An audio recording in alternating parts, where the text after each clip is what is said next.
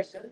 So my current treatment plan that I've been on since October 2nd is, yeah, it's already demonstrating efficacy. So even my oncology team was like surprised. Well, whatever you're doing, just keep doing it. I was like, I'm doing the things you prescribed. That's what I'm doing. Oh, yeah. I failed to mention that was on the treatment plan.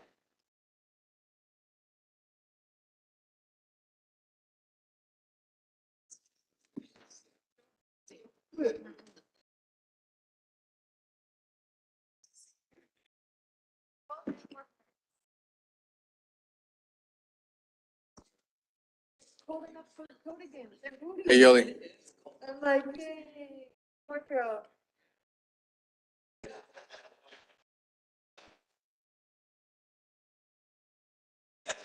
I'm gonna start here and then pass it off. Oh, over there. Sit there. Sit there. I'm just gonna snuggle up to my buddy right Yeah. here. Yeah. We got the doors open downstairs now. Emily. So. And like I told you, Andy followed up. Good afternoon. called, and Sent a message.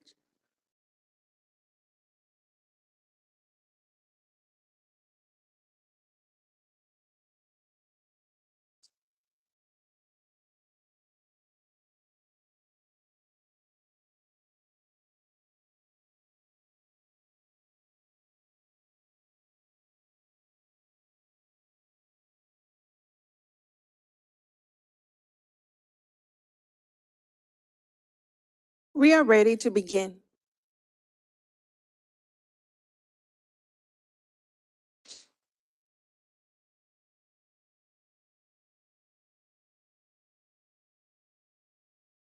Mr. Sampaio. Mr. Sampaio, sorry. Good afternoon. Notice of a public meeting of the Charter Review Committee of the City of Brownsville will conduct a regular meeting on Wednesday, November 16, 2022 at 5:30 p.m. at the City Commission chambers. Members of the public who submitted a public comment form will be permitted to offer public comments as provided by the agenda and as permitted by the presiding officer during the meeting. Chairman, it is 5:32. You may call the meeting to order. I call the meeting to order. Next item is invocation. Is there anybody from the board that would like to lead the invocation?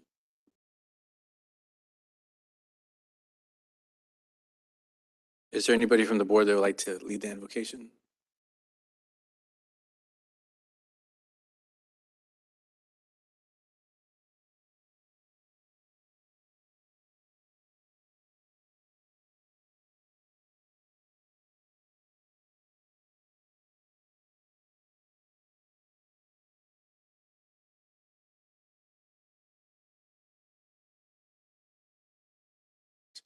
I pledge allegiance to the flag of the United States of America and to the republic for which it stands, one nation, under God, one, and justice for all. Texas flag. I pledge allegiance to the Texas flag. My God, one and indivisible. Like, We have it here. Texas.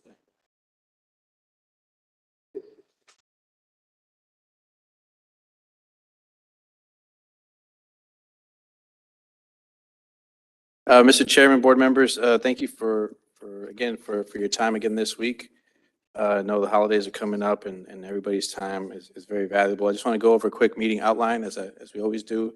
There's going to be a short presentation by our city attorney's office along with, we don't have the finance director today, but we do have some representatives from the PUB to really talk a little bit more about the relationship between PUB and the city and some other related matters. Then we'll go on to discuss any kind of questions that the committee might have. And then we have a couple of proposed action items as far as amendments that are just coming back from our last meeting. Two very minor ones, but I think these are things that the board may opt to vote on today.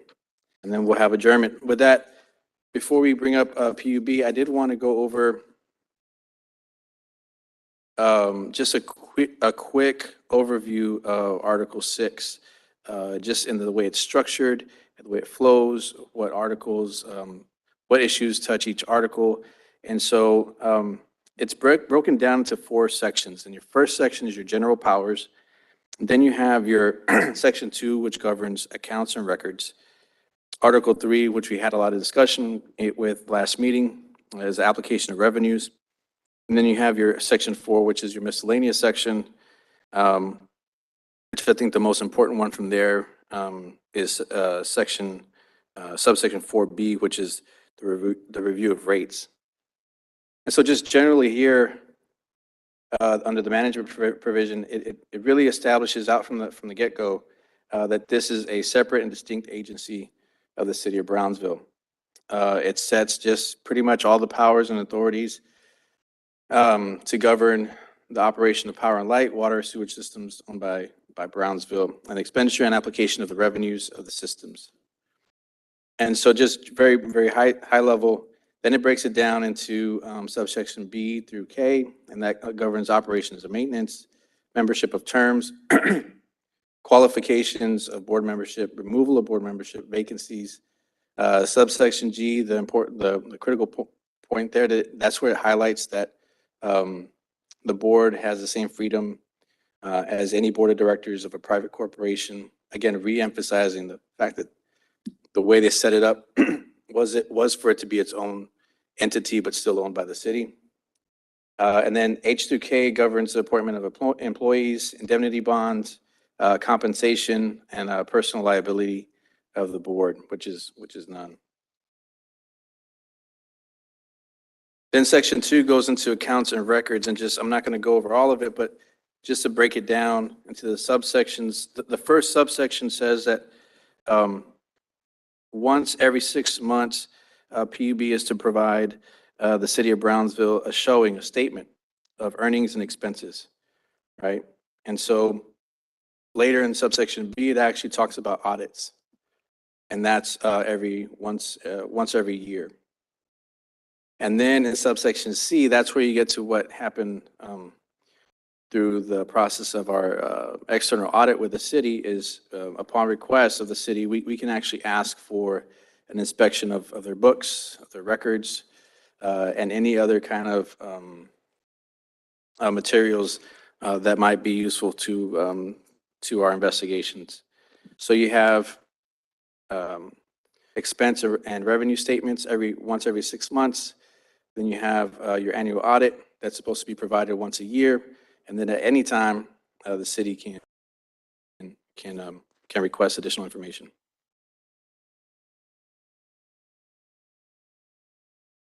And then we get to our application of revenues, and I hope this is starting to paint the picture of what sections, if we're going to change any, we might focus our most attention to. And I think based on the amount of discussion that centered around article or subsection 3, it's the application of revenues. And I wanted to take some time to just kind of unpack a lot of the terms that were being used, a lot of references that were made to section 3. And so let me go back here too far. Here we go.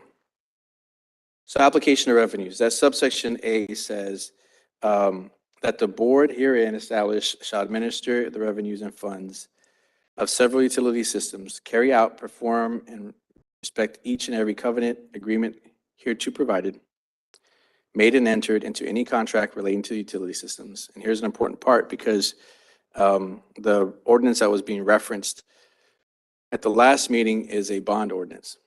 And it says, and in any ordinance passed or hereafter passed authorizing the issuance of any bonds. And so that's where we refer to ordinance 2005-1438. We did talk about the surplus funds in subsection C, right? And here's a note, subsection B only refers to the board establishing the depository bank and signature authority for the board officers. But subsection C, that's when we started talking about the surplus funds and the breakdown of the 10%. And I think this explanation will provide some light into some of the questions that still remain from the last meeting. So the definition of surplus funds states, as used herein shall mean the money or income remaining in the plant fund at the close of each fiscal year after the requirements of Section 6 of Article 4 of the chapter have been met, and after all payments have been fully and timely made into the several funds created by the ordinances authorizing revenue bonds at any time, outstanding payable from the secured by a pledge of net revenues of utility systems. So back again, there was a question as to whether there would be a conflict with ordinance 2005-1438 and what is perceived in Article 6. So just as a breakdown, there's a lot of information here. I'm going to break it down a little bit more. Is ordinance 2005-1438. So section 18 really governs the plant fund and the flow of funds. And it states that in order of 1 through 10, that's how they're supposed to be distributed. First goes to operations and maintenance. Then you have your senior lien holders. Some of it goes to debt service fund. Then it goes to reserve fund. Then you have your junior lien holders, debt service fund, reserve fund, your subordinate liens, again, debt service fund, and then reserve fund. And then you have your inferior liens. And then at the very end, you have your general fund. And this is based on that 2005 ordinance. There's section 23. And as you can see in section 23, I'll make it bigger in a little bit. That's where you have your reference to the 10%. Victor, Yes. okay, I have a few questions. Sure. Early, when you talked about every 6 months that the financials are provided to the city commission, they're provided, I know that they need to be provided, but there's no action needed from the city upon the receipt of these financials, right? Not in the charter, no. So they just get them and they can look at them and bless them, but they don't have to ratify them Correct. or approve them, okay? What I'm hearing is, and I think that it's important that we just, most of us know what a revenue is, but the way this reads, these are cash basis calculations, not revenues and expenditures, is the way I'm reading it. Because if you have to deduct the debt service fund, that would include principal and interest. Is that correct? We do have members from the PUB, and I'll let them answer that question in a little bit. But what I want to make clear is you have all those distributions, and yes, that is a good point about the distribution between the debt service fund or maybe the reserve funds. But when you get down to the 10th one, there's actually an obligation, a financial obligation, a part of the bond that says here, after making each of the payments required on the provisions through first to 9th, section 18, the designated financial officer of the board shall transfer no later than the business day preceding 15 days, an amount of money from the city transfer fund equal to 10% or the lesser amount as may be determined from time to time by the governing body of gross revenues received from the preceding fiscal quarter as adjusted in accordance with the two following sentences. And it goes on. But that is actually a debt obligation from PUB to the city. And so I alluded earlier that if there's going to be a change to that, this is a bond ordinance. We would have to get it. And I'll defer to the financial experts, but legally you would have to renegotiate those bonds and to renegotiate these terms. It wouldn't necessarily be a chartered term. Okay, and I'm going to ask that question of you. I think I kind of gave you a hint. I want to know why we're here. What is it that the city commission expects us to do and what direction to take? Because this is all over the place, right? But let me go back. If the way I'm reading this, it calls for PUB requiring to have 60 days worth of operations. Is that right?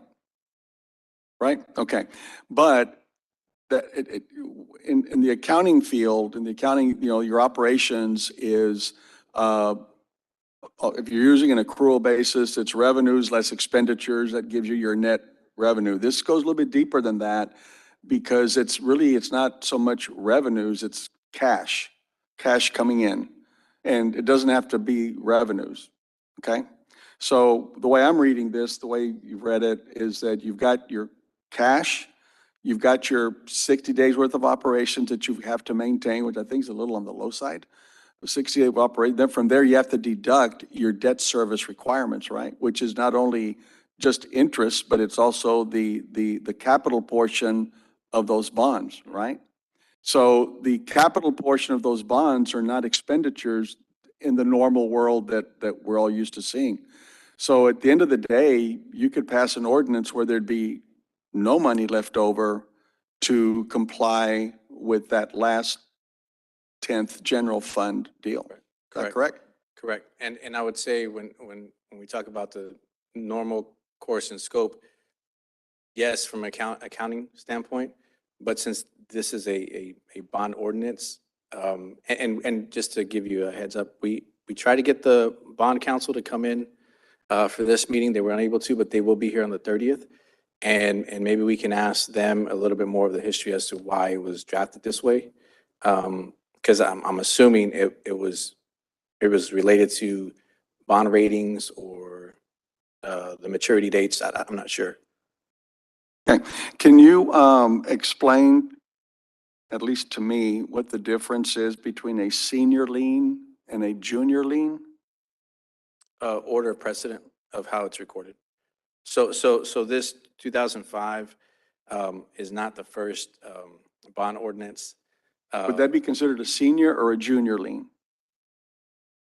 So that it depends in the order, right? So your first senior liens, then you have your second, third, fourth in time, then you get to your subordinate, and your inferior liens are like, you get pennies on the dollar for those. Would it be fair to say that your senior liens are your oldest? Correct. Right, Typically, okay. yes.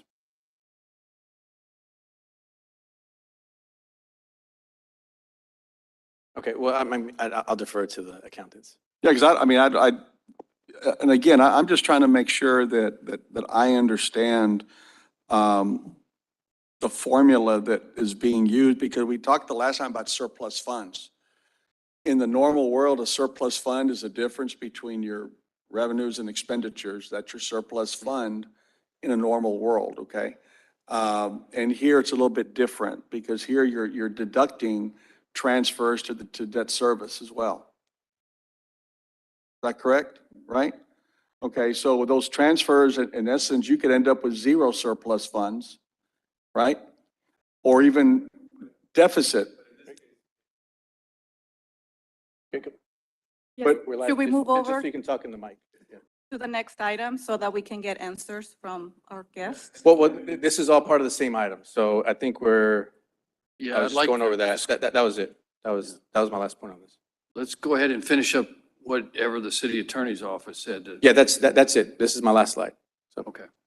Just to clarify for Mr. Cascos, a senior debt is not necessarily the oldest debt. It is the debt that is got a senior obligation as it's written. It could be 3 years old instead of 30 years old. It depends on the bond covenant, the way it was prepared. So senior debt has to be paid before anything else does. Okay.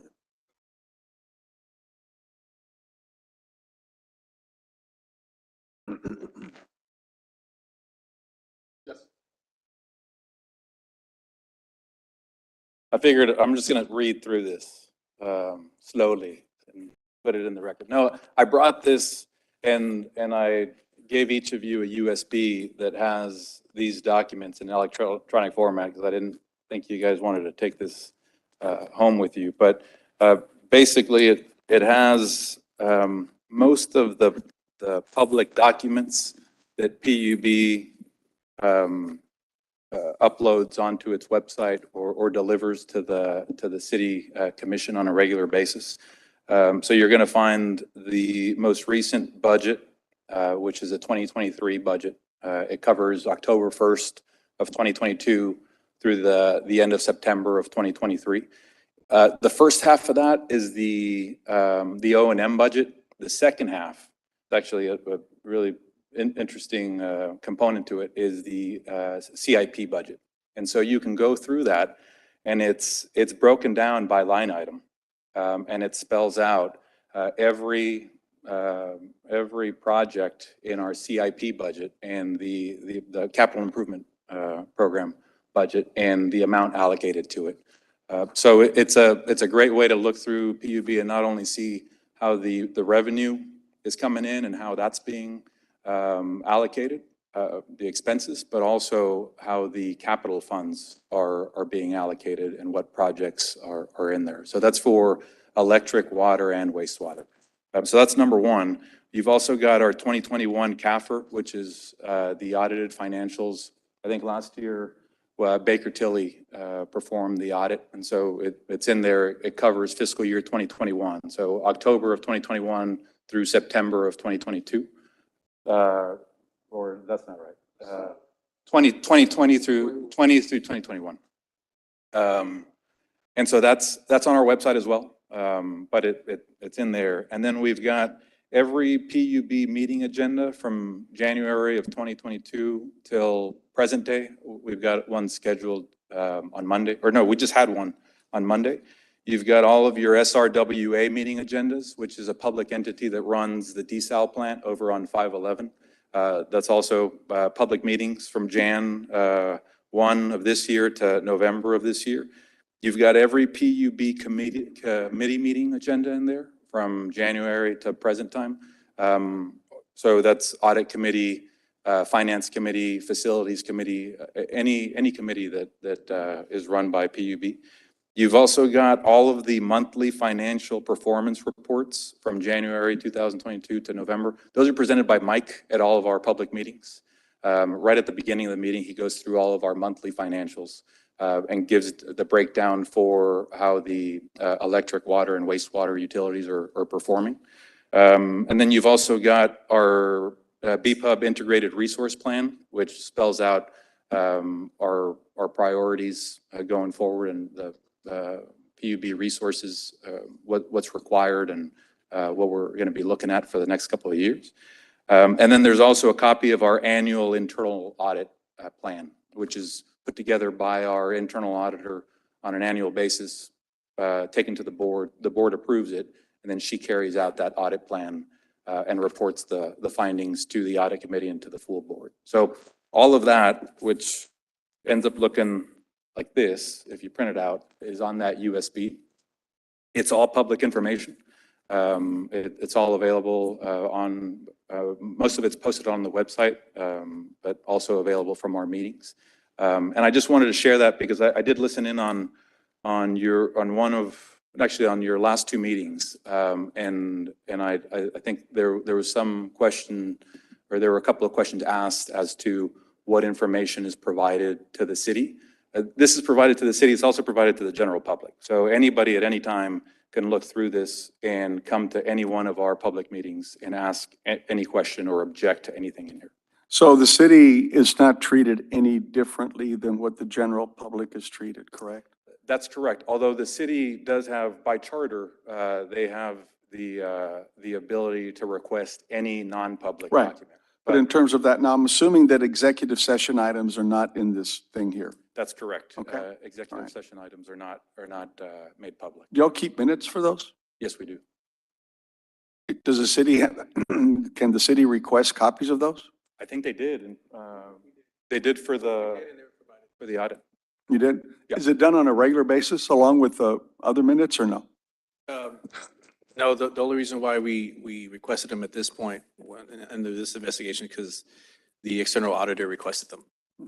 But typically we don't look into their executive sessions.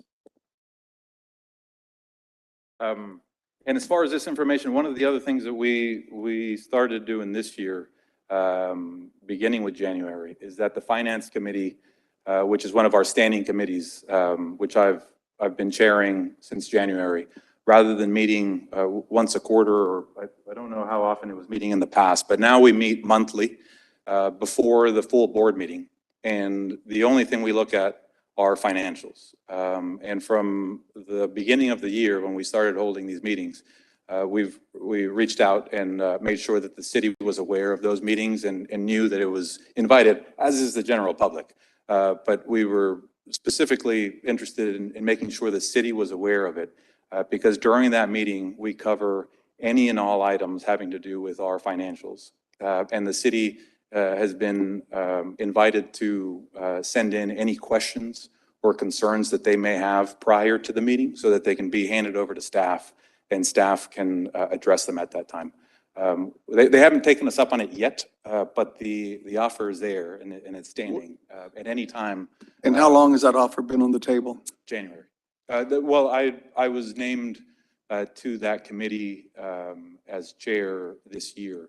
And so that's something that initiated, that we initiated this year. Now, based on your tenure, even though the city does have access to all of this, has any member of the city commission ever gone and questioned items from the financial side?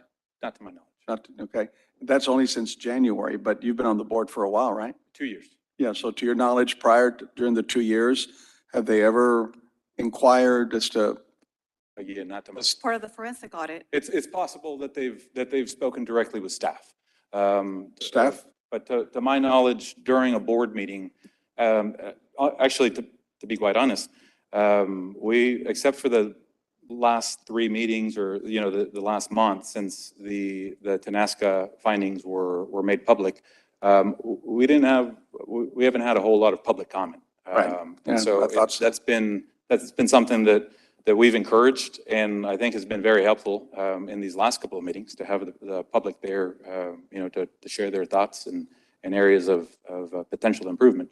But prior to that, in the 2.5 years that I've been a board member, public comment period has been quite quiet. And to my knowledge, the city, they may have somebody there, but they haven't presented or posed any questions to the board. Don't know what the practice was, maybe past last year, but I do know that the mayor, who sits as ex officio member on the board, does communicate to the city commission from time to time about things that come up that he's allowed to speak on. And so I would just assume that past mayors had that same interaction with the board and were able to present things to the city commission as that mouthpiece, as that communicator. I guess my question is a little bit more focused. Does any member of the city commission have that same access to any member of the board where they can call them directly? They can, right? They don't have to go through the mayor. They can go directly. I doubt that they would go directly to staff, but they do have the opportunity to go to any board member, right? It's part of the charter. It's very clearly spelled out in Article 6, Section 2, actually. And I mean, I think these questions that you're asking are very good. They really go to the heart of information that was wrong that we heard last week, which is that PUB could have simply not chosen to participate in the forensic audit. And according to the charter and what we're hearing here, that's simply, it's not true. It could not have been. It's all in here. So they are bound to comply. If that representation was made by me, I apologize. It shouldn't have been. It is clear in the charter that they are required to allow us to have access. What I was saying is, as far as confidential information, their attorneys could assert those objections and we would have to address them at that time. But I also shared that they did not object to any of our requests and they submitted everything to participate in the audit. So it does sound like oversight is pretty. What the issue was, a decade ago, I think there was some concern about a contract that had been entered into and whether it was available or not. Nothing like that has come to the board while I've been there. And if it did, I think the charter is pretty clear. The city commission has access to every record and every document that is in our possession. So I'm not sure, I'm not an attorney. And so I don't know if there's a reason that they had that issue back then when they were reviewing documents. But it's pretty clear to me when you read the charter as to what the city commission has access to. And that's everything. I have a quick question as to how long have you been on the board? 2.5 years. Did they give you, or what kind of training, or what did you do in order to get up to speed on all the information that you now know? I read that. But also I came on right in the middle of COVID. So it was a unique experience because we were limited in terms of how much access we had to facilities and to staff, obviously for the safety of everybody. But once some of those restrictions were rolled back, we had visits to our facilities as well as full access to the staff in order to better understand our utilities. Obviously, PUB is unique in that we don't only offer electric. We're not only an electric utility, we also cover water and wastewater. And so that makes it slightly more complicated than your typical electric utility. And so the only way to do it really is to spend time. That's something that you did on your own, or is there any sort of, requirement in that the board provides to themselves or says, look, we need to do this, we need to tour these facilities? I'm not aware of any requirement if there is one, but I always found staff to be very open and willing to sit down with me, and I assume with the rest of the board members to better understand our facilities. And my background is in finance. So I tend to focus more on the numbers. So it was easier for me to sit down and read through the CAFRs and the annual budgets to try and get my head around it. But again, anytime I had questions, staff was always open to sit down. It does take a lot of time. It's part of it.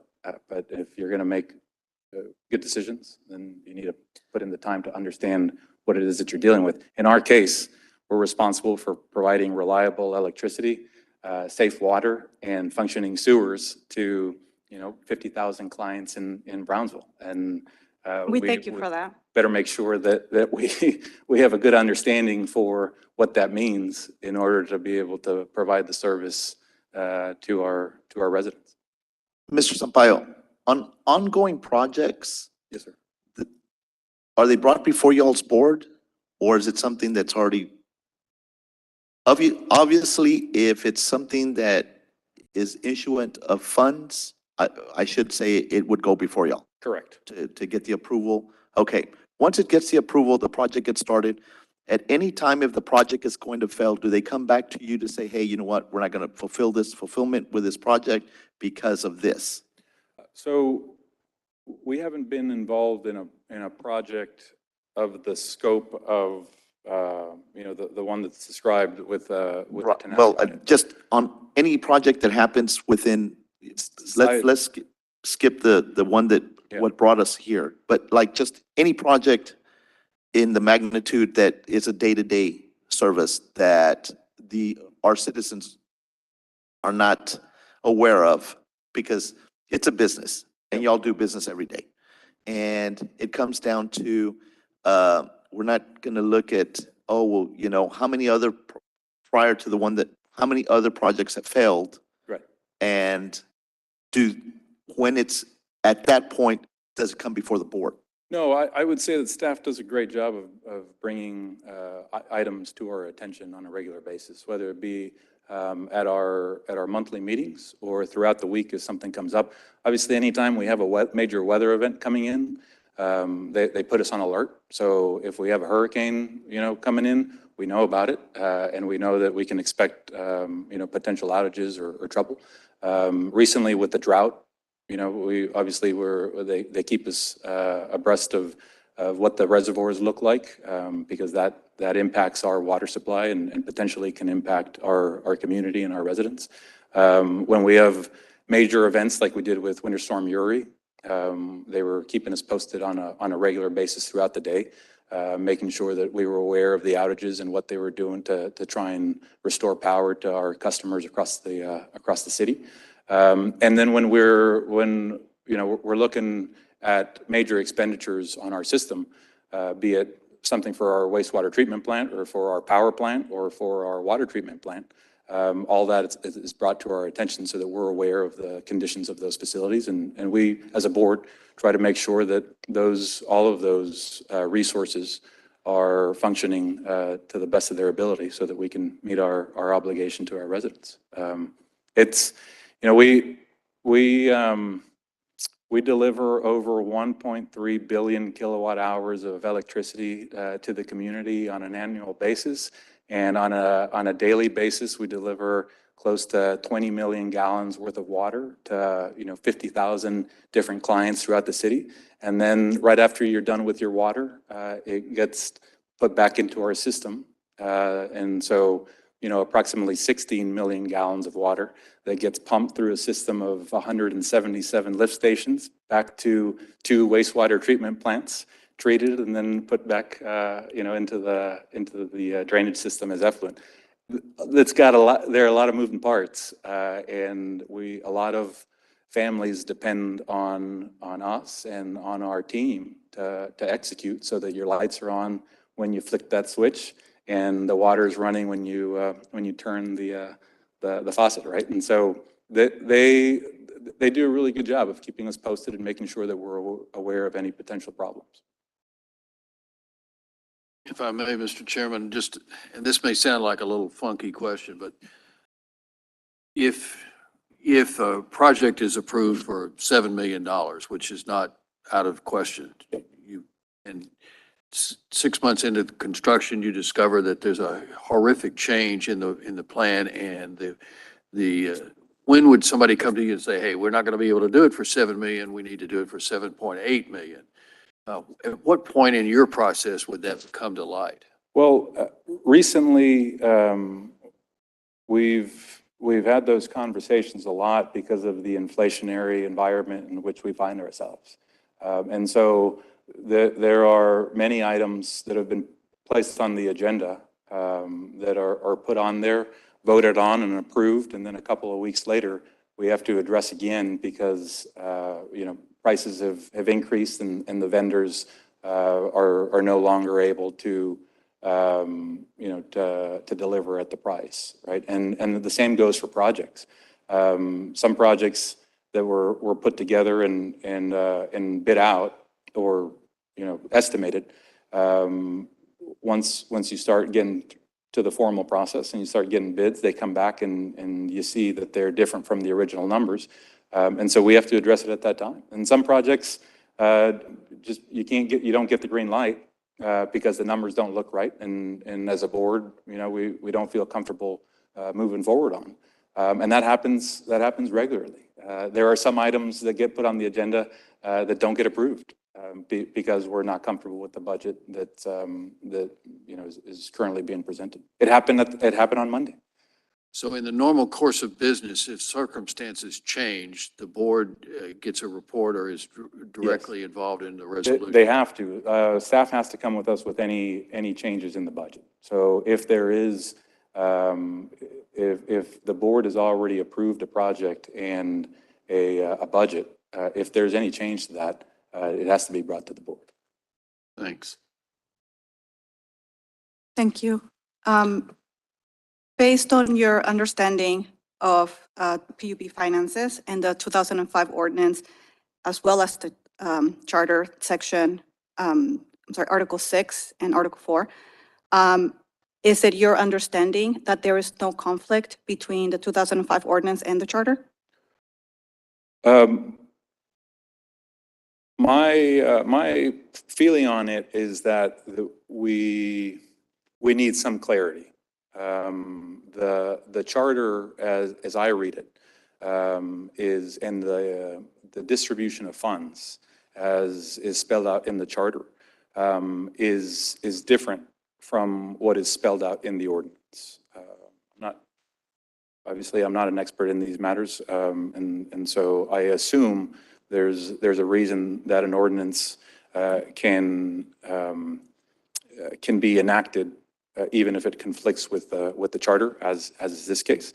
What I do know is that the way the charter was set up back in 1960, and the way PUB distributed the surplus funds from 1960 to about 2005, followed the distribution waterfall that's spelled out in the charter. And beginning in 2005 or 2006, there was a change in that because of the bond ordinance, which rather than distributing funds based on 50%, a 50-50 split of surplus, turned into a 10% of revenues after deducting fuel cost and some of the expenses from the desal plant on 511. And so there was that change. It was done a certain way for 45 years. It's been done a different way for the last 17. If you ask me, the distribution waterfalls are different. Not to say one is right and the other is wrong, but the one that's in the charter and the one that's in the ordinance are certainly different waterfalls. And does this difference affect PUB's ability to fulfill its mission to provide reliable utilities to the city of Brownsville residents? That's probably a good question for Mike to weigh in on. I think what I would say is that in the past, it probably hasn't. I would hope. Again, I think Mike can speak to that. But I certainly see a situation where in the future it could. There's a difference between saying, hey, this is what's left over, let's split it 50-50, and saying, hey, you're obligated to distribute 10% of your revenues. Obviously, that if the margins are too thin, then you can end up in a situation where you're distributing resources or surplus that perhaps should have otherwise been allocated to the system and to the infrastructure. And so there's certainly a possibility for that to happen. But again, I'm not saying that it has. It's a matter of taking a look at the numbers and working that math to see if there's been a situation where something like that has occurred. Okay. Yep. And just to bring it back to this, to the ordinance, it does say equal to 10% or lesser amount as may be determined from time to time by the governing body of the gross revenues. So there's some flexibility there in case, like an instance where Mr. Sampaio says comes up to where it's detrimental to the overall operations of PUB. I believe there was a presentation at the 2021 efforts in which the PUB came in and requested that we waive a portion of it, was it? Or 10 million. was it all or a portion of it or something? I can't remember. It was a portion, it was 10 million. And so at the time, I think it was like at the second reading of the passage of the ordinance. And so the city commission decided not to change the 10%. But there is the opportunity there that the governing body could make that determination if it felt it was necessary. I will also say that when it comes to a conflict between the charter and this ordinance, let me go back here real quick if I may. Yeah, so here where it talks about surplus funds, before you get to the breakdown, it says after all payments have been fully and timely made into the several funds created by the ordinances authorizing revenue bonds. And so that there says before there's any distributions, if the city or PUB, if there's a commitment to these revenue bonds, that's going to dictate first. And then you go to the breakdown. So for those reasons, there wouldn't be a conflict. Well, I'm not sure that that's what that means. For example, last year, PUB had a huge loss, right? Wasn't it one of the largest or the largest in history? 49 million? Okay, so it was a $49 million loss. And what was the payment to the city? The transfer based on this 10%? 25 million. Okay. But to the point about it, the intent, I get what you're saying is that maybe the intent's not matching up with the language, but the language is pretty clear that the surplus funds doesn't get triggered until after all of the bonding ordinances, bonding obligations are paid for. What about And the expenses to run the organization? That's spelled out clearly in Article 4. I Section understand. 6. And so the chapter 20 or section 23 of the actual ordinance allows for that. It says, or a lesser amount as may be determined from time to time by the governing body. Again, you're seeing that where they're distributed is down to the 10th level, right? So your operation and maintenance gets covered first. And then your equation, the 10% that's when you get paid is at the 10th distribution. And so I guess what I'm trying to say to this committee is this committee is charged with making recommendations and amendments to the charter. If there's an intent policy or something that you want to change as to the 10%, the way to amend that would be through outside of the charter and going back and amending this ordinance, which on the 30th will bring bond counsel and they can explain to you how you would change those obligations, those debt obligations, because it's not just section 23. This is actually, I think, about like a 60 to 80 page document, bonding document, in which it would impact bond ratings. It would impact maturity dates. You would have to refinance the whole bond in order to make the formulas. And I'm not the finance guy here, but I know legally you would have to restructure that, including the maturity dates. So you're saying that the 10% goes to cover the debt service? no, I'm saying that this is a That's- debt, that's I'm saying that completely this is a different. debt obligation, right? Okay, the And- 10, the and- but- 10% is really just for the city to use as it, for whatever purpose. Yes, but it's part of the debt obligation of the bond. Okay, can we hear from Mr. Perez? Sure. Thank you. Okay, there were a lot of questions being asked, and I have an answer for all of them. So, good evening, Mr. Chair, members of the committee. Name is Mike Perez. I'm the Chief Financial Officer for BPUB. Here with me today, I do have Monica Cavazos, our Director of Finance, and Marilyn Gilbert, our interim CEO and General Manager. And like I said, hopefully we can provide answers for all of your questions here tonight. So, going back first to some of the questions that were being asked on the related to the charter. So the charter spelled out the flow of funds and how the transfer was being made before the new restructuring, right? And so under that method, both the city and PUB shared half of the surplus at the end of the year. Okay, so now in the new ordinance, no, through the issuance of the 2005A and 2005B refunding bonds, those modified certain existing covenants, which included the calculation for the transfers of the city. So the ordinance that we're looking at right now, 2005-1438, is the ordinance that got approved during that restructuring of the bonds. Every time we issue bonds, there's a new ordinance that gets brought to the commission for approval. It pretty much stays, the language stays the same. It's just a new ordinance that gets approved. The latest ordinance that got approved was on April of 2022 when we refunded the commercial paper notes in the amount of about $53 million. So that supersedes the charter. In the ordinance itself, this new ordinance 2022-1700, the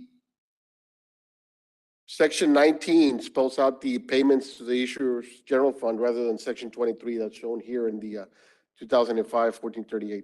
But in the ordinance itself, it states, where did I do it? On that section 19, it states that the funds need to be made in accordance. Looking at the right one? Yeah, okay, I'm sorry. So those transfers need to be done in a manner permitted by the provisions of Chapter 1502 of the Texas Government Code as amended. And so we did go into the code. And so Chapter 1502 provides specific authorizations for the city transfers in the bond ordinance. It also provides additional authorizations for the use of surplus revenues to fund the city transfers as provided by the proceedings authorizing the BPB bonds, which includes the bond ordinance. Now, without that authorization, the transfers could not be used for city general fund purposes until the BPB bonds have been paid in full. So, and it further states in section 1502-0.004 that if there's a conflict between chapter 1502 authorization and the city charter, then state law provides that the charter 1502 controls or supersedes the charter. So in other words, the charter spells out the old method it was being done. We're following the current ordinance, which spells out the formula for the 10%. So that answers the question Ms. Zamora had, whether there was a conflict between both. As they currently read, yes, but under chapter 1502 of the Texas Government Code, the ordinance supersedes the charter, and so we're following the ordinance. So the ordinance follows state law. Correct.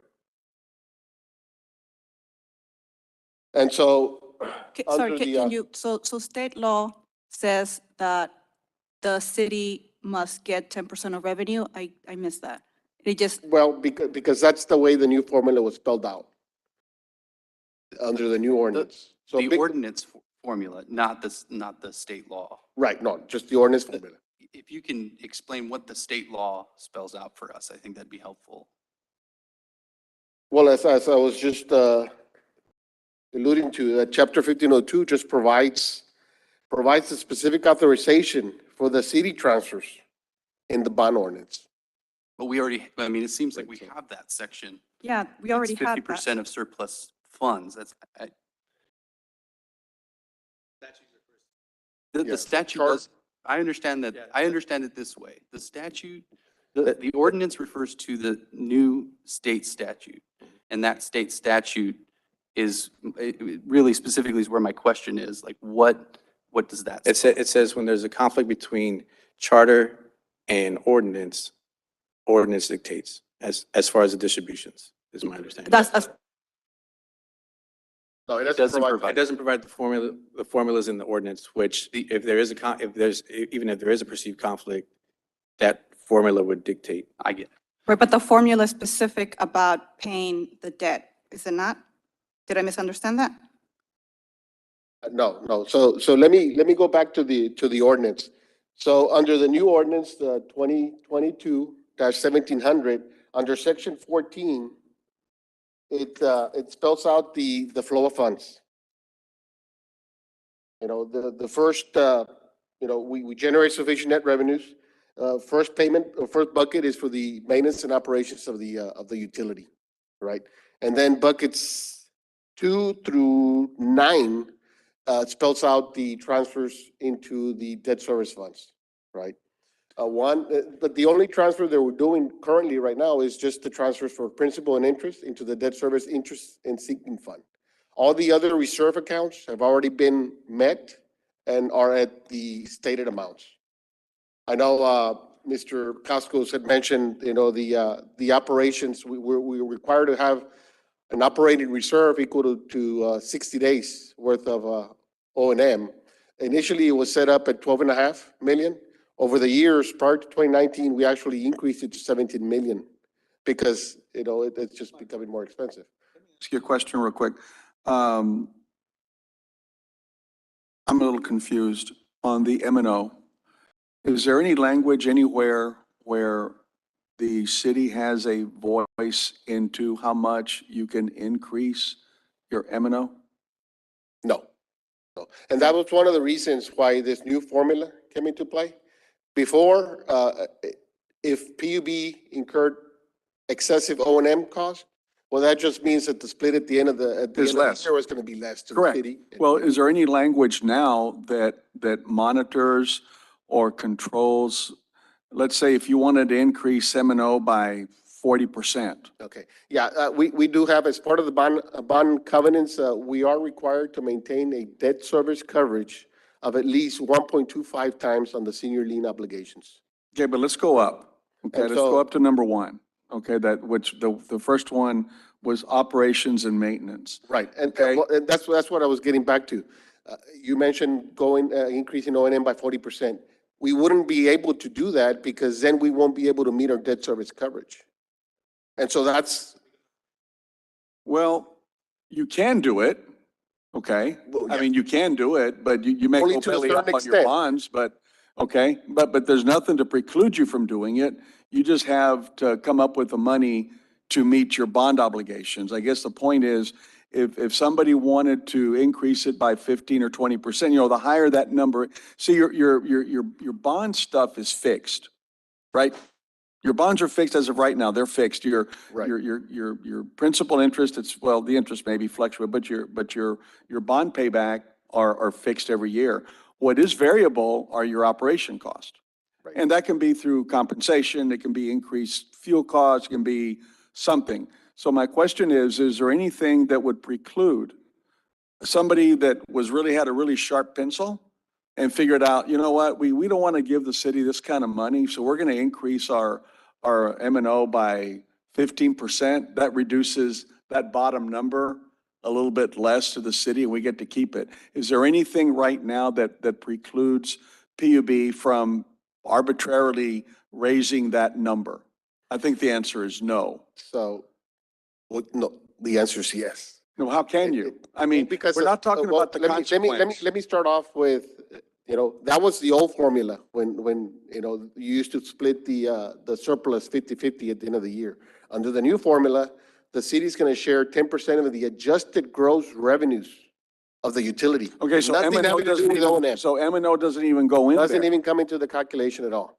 So, Okay, so well the city's getting their 10% off the top. Okay, well, revenues. then the point that Ms. Amora made last week, now it comes into play because if that is the formula you're going to use and somehow everything on the bottom is increasing, you know, PUB could be in a world of hurt, That's correct. right? Yes. Okay. Again, because we have to maintain a debt service coverage of at least 1.25 times. By the ordinance. So By the ordinance. by the bond ordinance. We don't want to defy the bond ordinance, otherwise we can get a downgrade on our bond ratings, and that's but going that to ordinance cost us a can lot be- more in interest. That ordinance can be repealed or changed by the city commission? I'm sorry, what was that? Can that bond, ordinance, the one that we're talking, 2005-1438, can that be changed by the city, commission, or is that set by state law? We need to Actually- follow up with bond counsel. Actually, for that, what would but, happen there is that your bond your bond underwriters would revolt. Because the whole point of having the bond covenant is that they're guaranteed under certain circumstances how much money they're going to get back.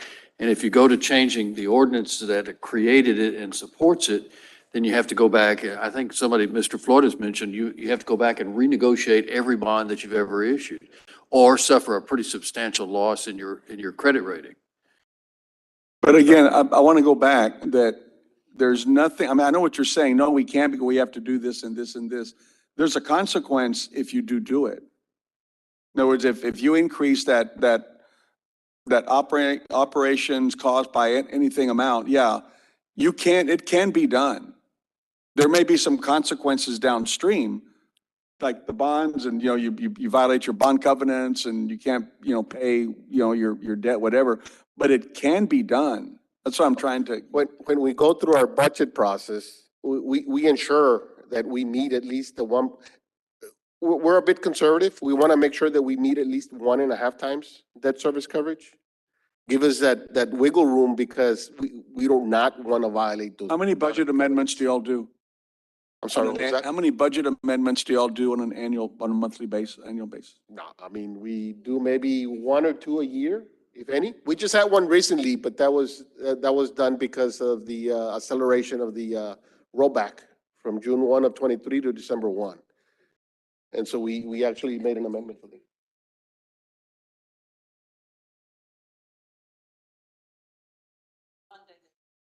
No, so you don't have budget amendments every other meeting or something? No, Well, congratulations. That's pretty odd. I bet you the city has budget amendments every meeting, just about. No? Y'all don't do budget amendments? no, we monitor. Oh, not about the city now. Oh, the city, I'm sorry. Typically, we take budget amendments once, about mid-year. So typically we have one budget amendment around March. Okay, so mid-year, you do one big, huge budget amendment versus doing them every month or whatever, right? Yes, sir. Right? Okay. Okay, on enhancing on this question, on these revenues to increase them inside the PUB house, would you have to, if you were going to increase them, would you have to come before the city? The only, the only body that is able to increase rates, which is how PUB generates its revenues, is the city commission. Okay, So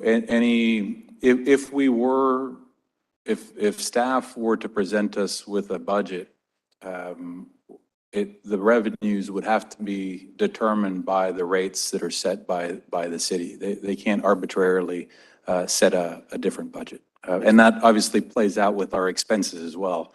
The expenses it has to be balanced. It can't exceed, and we have to have a certain margin left over for our debt service, and of course, the city transfer. so any type of increase, whether it may be, has to come before the city They'd commission. have to go to the city Yeah, commission. it has to come to before. Can I clarify that real quick? Go ahead. If you look to Article 6, the charter, Section 4, subsection B, And that section is referred to in defining what surplus funds is, so, right? no, this is, Is that no, not- this is at the actual Article 6. This is, Oh. there's a correction we need to make for reference to that out of Article 4. But this is Article 6, Section 4, subsection B. And I'll read it out loud. It says, "The board periodically shall review the rates, fees, and charges for services rendered by utility systems with due consideration being accorded to the terms, covenants, conditions contained in any contract of the city or board relating to utility systems or ordinance authorizing the issuance of any utility bond, revenue bonds, and in the event such revenue reflects a necessity for adjustment, either by an increase or reduction of rates, then the board shall submit to the city commission a report of the review and the basis upon the proposed adjustment is predicated, accompanied by a written request for approval and adoption of the rates, fees, and charges recommended by the board.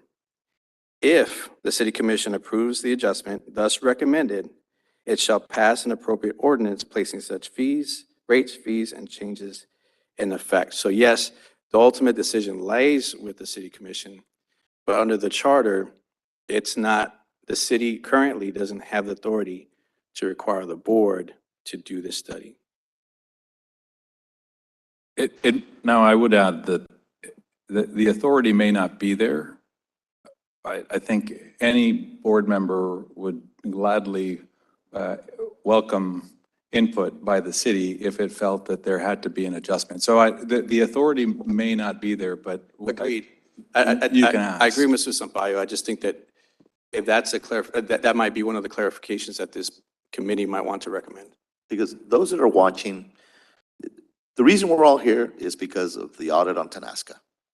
And we are at the point of our city commission wanting more hands-on. And some of us have discussed it in the sense of, well, if they want more say-so in it, well, let's put them on the board. You know, a few elected officials, District 1 through 4 sits on the board, and then that way they can't say, well, there's nothing we can do. Because everything comes, y'all have to approve it at PUB, and then comes to the city to get approved. So it's not like the only thing is if y'all are doing audits yourselves through the projects, and I'm sure you are, because you have to know when it's going to be completed, what phase are we on in order to get to the finalization. Some may slip through the cracks, maybe, which this one just, this is why we're here. And we've had this discussion where the city's looking at this committee thinking that we're going to fix it all. No, we can't change anything other than amend a couple of charter reviews, And it's one of those where we're going to be spinning our wheels every day. Obviously, since the charter for PUB has been in existence, it's been working up to one project that we know of. But this is why we're here. So we could be here all night saying, well, you know what, we need to do this, or we need to, because if we start changing or amending, of course, like Mr. Casco said, we can lose issues with bond issues. We can lose, it's gonna, funds from other areas are gonna be allocated differently. And it's one of those where it can, down the road, it can get really bad.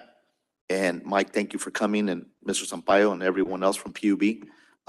It's one of those where the whole issue here is our city commission wants more hands-on, and they're not. You know, they only come on board to where they have the right to be at your meeting, sit there, ask any question from the board or the city staff, I'm guessing, without a problem, to get to the answers. Because I know I can make a call and say, hey, what's going on down there? And I'll get the information, you know, to the sense of, so with that said, it's one of those where we as a committee just have to come up with a format to say, you know what, you want more hands-on? Well, you need to sit in that chair.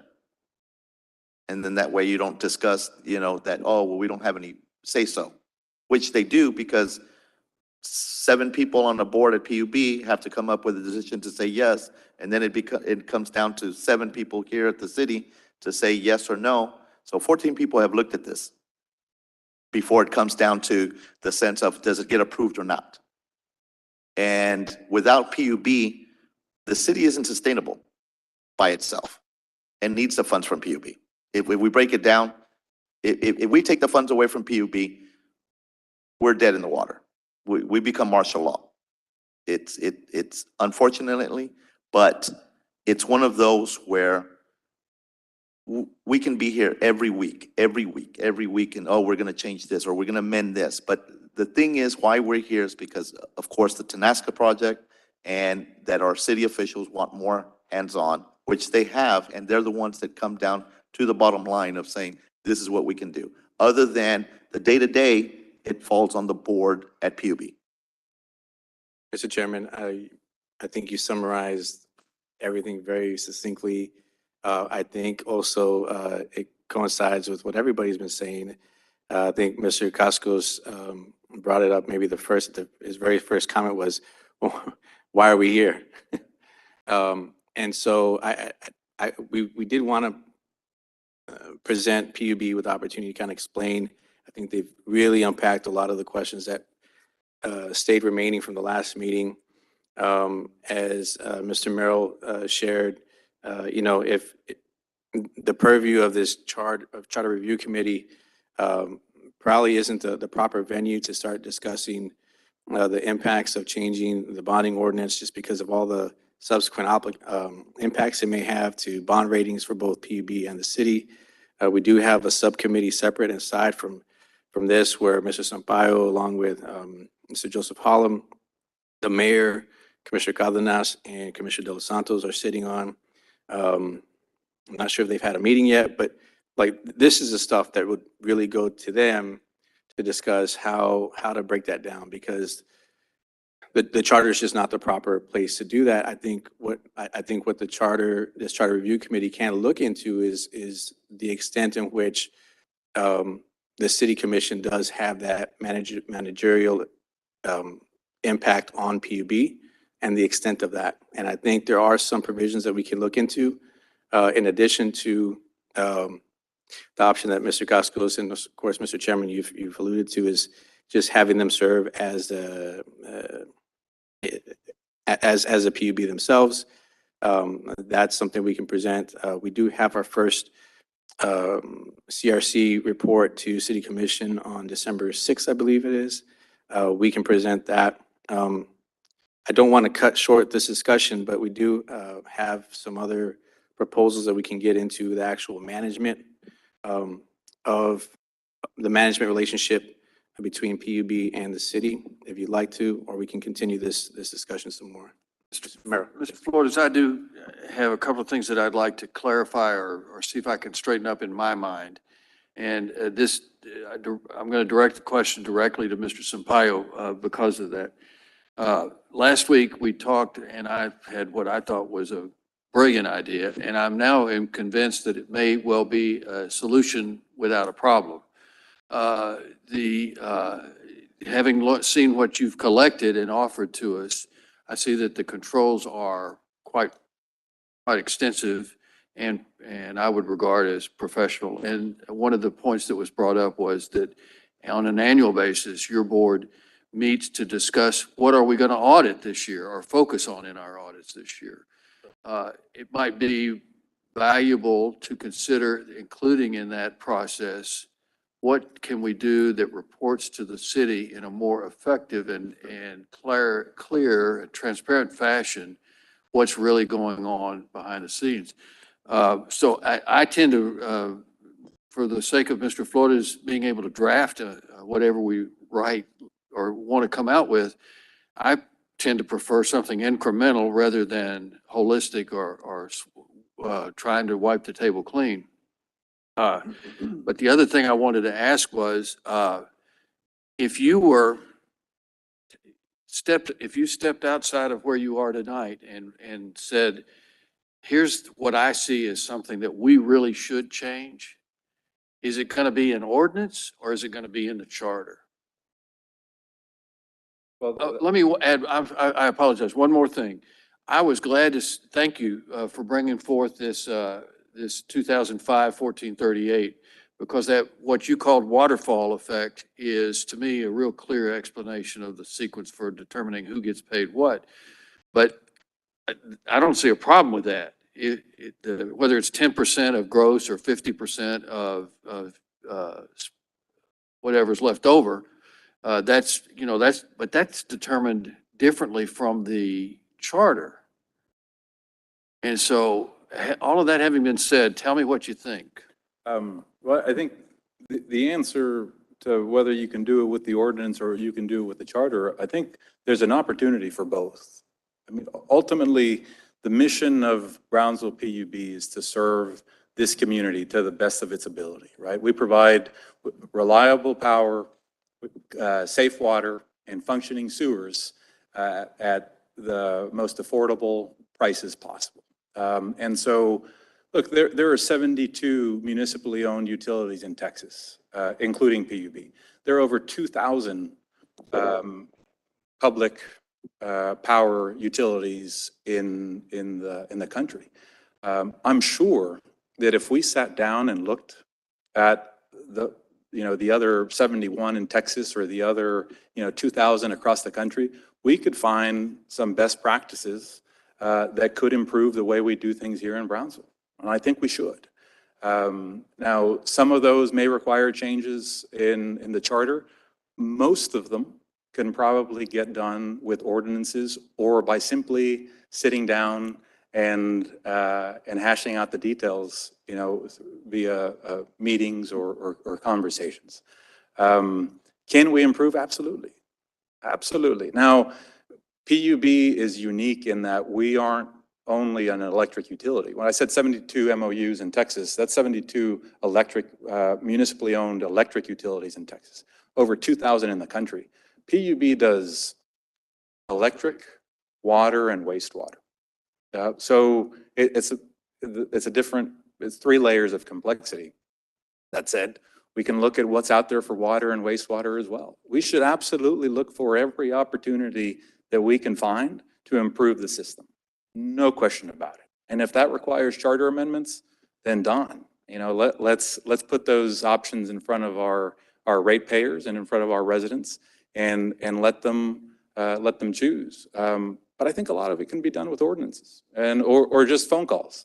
I welcome every member of this committee. There's a standing invitation to any of my committee meetings and obviously the full board meetings, so that you all have an opportunity to see what goes on when we sit down and meet as a body. That invitation has been open to the city and continues to be open to the city and to the general public as well. Our meetings are run very transparently and are open for a reason, so that the true owners of this utility, which is not the PUB board or the city commission, but the residents of Brownsville, can show up and see how their utility is being run, and then voice their concerns and their suggestions through public comment. And we've had a lot of that recently. And you know what? I encourage it. I welcome it, because it's going to make us a better utility in the long run. David, you mentioned, the history books, and going back to 1960, when the original amendment created the PUB board that you have today. That passed narrowly. It was 40 votes. But when it did pass, the community, was proud of the fact that it owned its utility, right? And it had the ability to control its electric utility and its water and its wastewater. And that's something that we're lucky to have. As an electric utility, as a municipally owned utility, we get to buy power wholesale for our community, rather than having to buy it retail through investor-owned utilities. There's an advantage to that. And we have, being a municipally owned utility means that you, as a ratepayer, are the shareholder. You can show up to any meeting. You can show up to the board meetings, you can show up to the finance committee meetings, you can show up to the audit committee meetings, you can show up to any meeting of the PUB board or its committees, and go up there, sign up for public comment, and voice your concerns. Any day that you want to show up, you can do that. And so, we're there to listen, and we're there to improve. And I would say, again, to answer the question, and I'm sorry for the long answer, but there's always going to be an opportunity to improve. And I think we should look at both. I think you guys are going to come up with some great ideas. And I think we should look at the best practices across the state and across the country, and look for the opportunities to improve our system. I believe we'll do that. And yet, it did happen. You're right.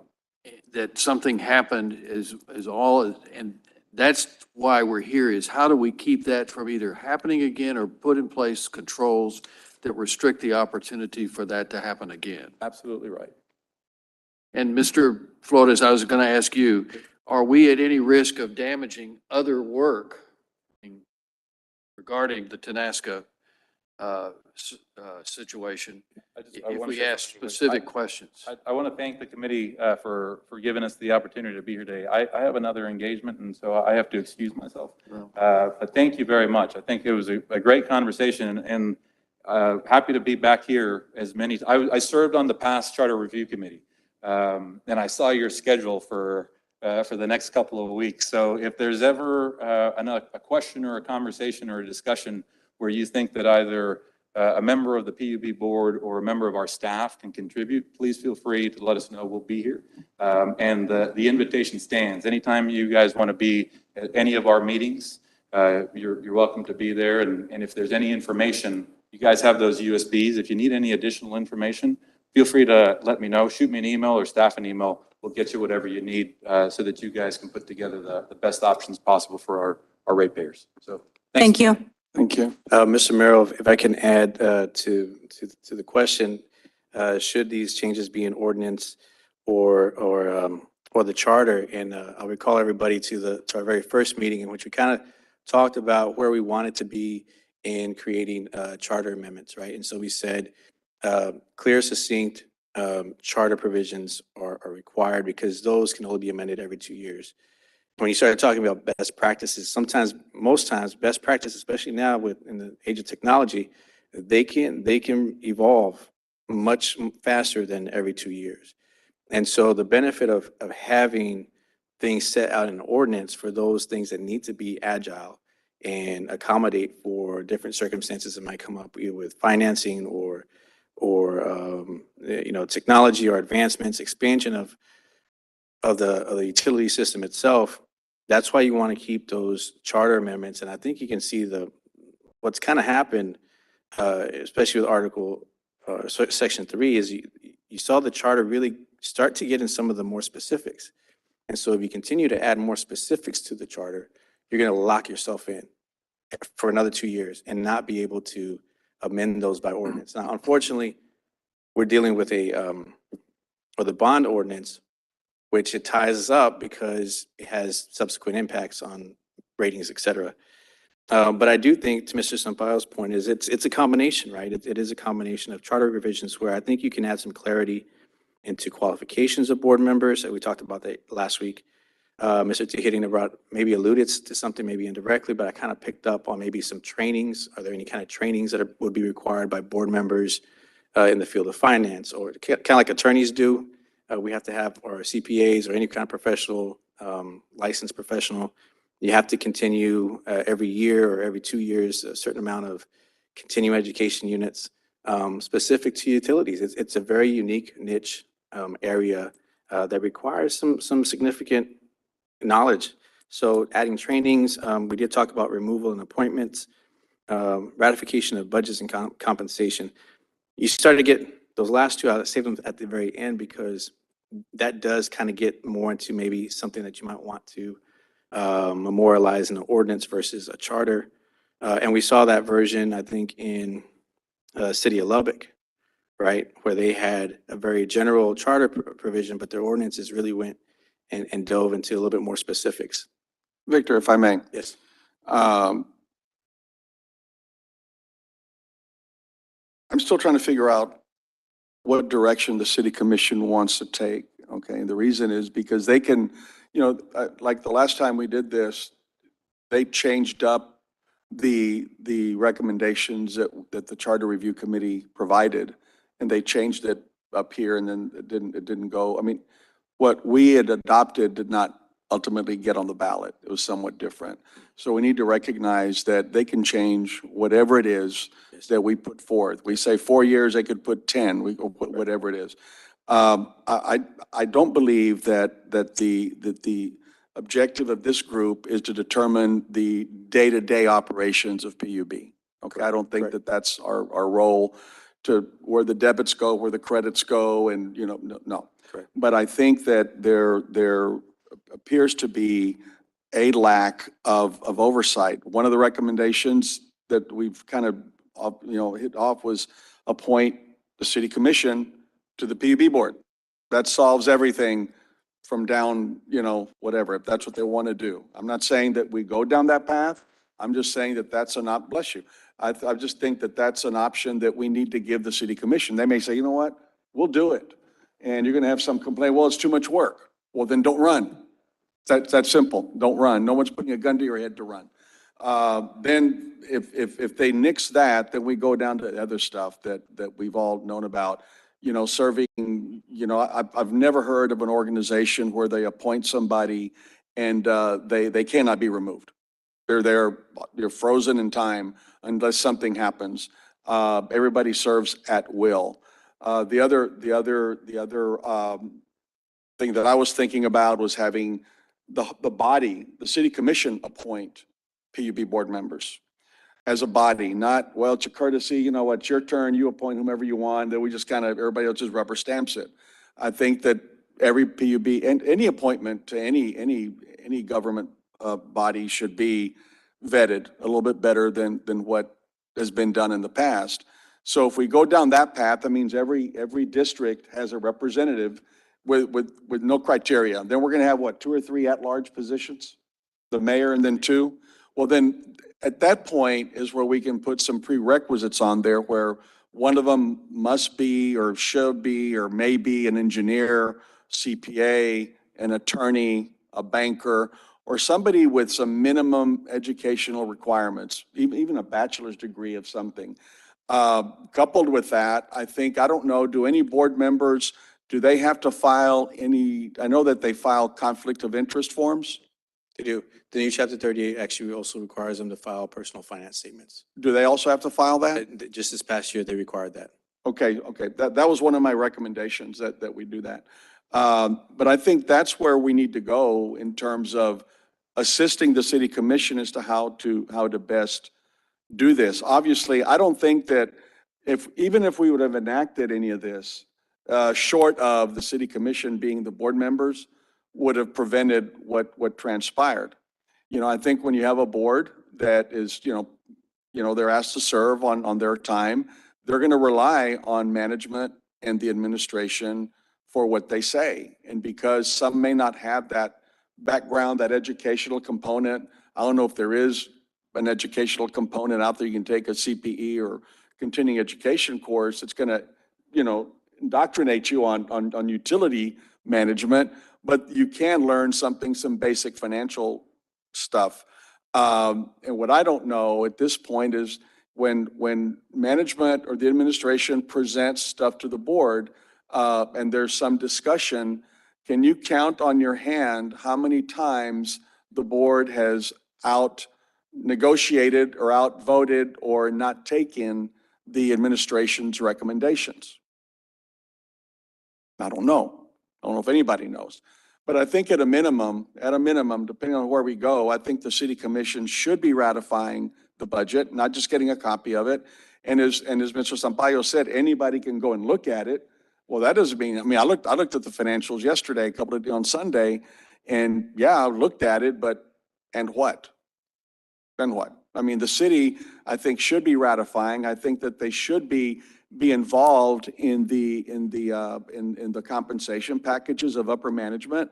I think that they should be involved in having the ability to remove anyone at will, maybe with a supermajority, appointing a board member with a simple majority, but removing them with a supermajority. These are just things that are out there that we're going to have to at some point decide if we're going to convey those to the city commission. Well, and Mr. Coscos, I do have, I did take those notes from last meeting. A lot of them, there were some new ones today, but a lot of those, I know the board presented those at the last meeting. Those were ideas that were not fully discussed. Right. And while I appreciate that you're showing this right now, it really feels like it's, a little premature to Sure. be making this decisions. As a committee, we have not had the opportunity to really talk to each other and really, again, discuss them. So we appreciate that you're taking notes. Yeah. For sure. And I think that this will be very useful, perhaps at the next meeting. But, Sure. Even today, we have not had the opportunity to really talk about this. So the only way for, for somebody to speak, it's almost like interrupting. So I would like to hear what the other members have Absolutely. The way we have this is for discussion, consideration, discussion, and action, if any. I know, but If any. it is premature to have Well, no, it right now but- if we but have not had I just wanted the to share discussion yet. the way to have it in, according to Texas Open Meetings Act, we have to publish it. have it like this. And so we have to at least put it on the agenda so we can talk about it, because it won't, the Open Meetings Act won't allow you to go and have like meetings outside of this. So No, of course. No, I don't Yeah. mean discussion outside of this meeting. I mean, Yeah. just right now. yeah, exactly. And the only reason why it's here is so we can discuss about it. Yeah. This is the time to discuss. Absolutely. That's, yes, correct. Maybe not everything, No, sure. but now Yeah. it's the time to discuss. Want to build a consensus in terms of one of the options to provide the city commission is to have them become PUB board members. Okay? And then everybody votes, yay, nay, whatever it is. If it fails, then it doesn't go. If it passes, then it's presented to the city commission. Correct. Then you go on down that email that I sent you on Sunday. Sure. Those are just my thoughts, and you can cherry pick and pick and choose. Right. And so the intent for today's meeting, I know we don't have the time to go over all of them. But if you would like to discuss at least these that are here, there are only two out of the suggestions that were made, just to discuss it. You don't have to act on it. We can bring it back on the 30th. We will also have, but the thing is, I wanted to provide the platform for you to discuss these, kind of just following up from last meeting. Look, to address the commissioners being the board members, I think if they wanted to do that, then they can just disregard whatever we submit to them and say, we're going to do this. So I don't think there's any point in us looking at that to be the direction they go in. In fact, I think as a city commissioners, most of them would say that they might not be the best person for the job, and it's their job as a leader to find the individual that is better suited to be in that board. And so personally, I think that would be the direction that we should take. And if they don't like that, then they can just say, you know what, we're going to be on there and disregard any of the recommendations. Yeah, but we have to give them that option, or we should give them that option. If they nix it, then you're right, it's a moot point, but at least give them that option to do. Now, in terms of hiring or appointing qualified people, well, we've seen history, that's not always the case. Well, then, yeah, and I don't necessarily agree that we have to give them the option. I mean, that's got to be some consensus that we come to as to what we think would be best option for them to go forward. Right, I think a lot of assumptions are being made here. No, well, yeah, but again, you give the city, you give them, we're going to give the city commission a lot of different scenarios, okay?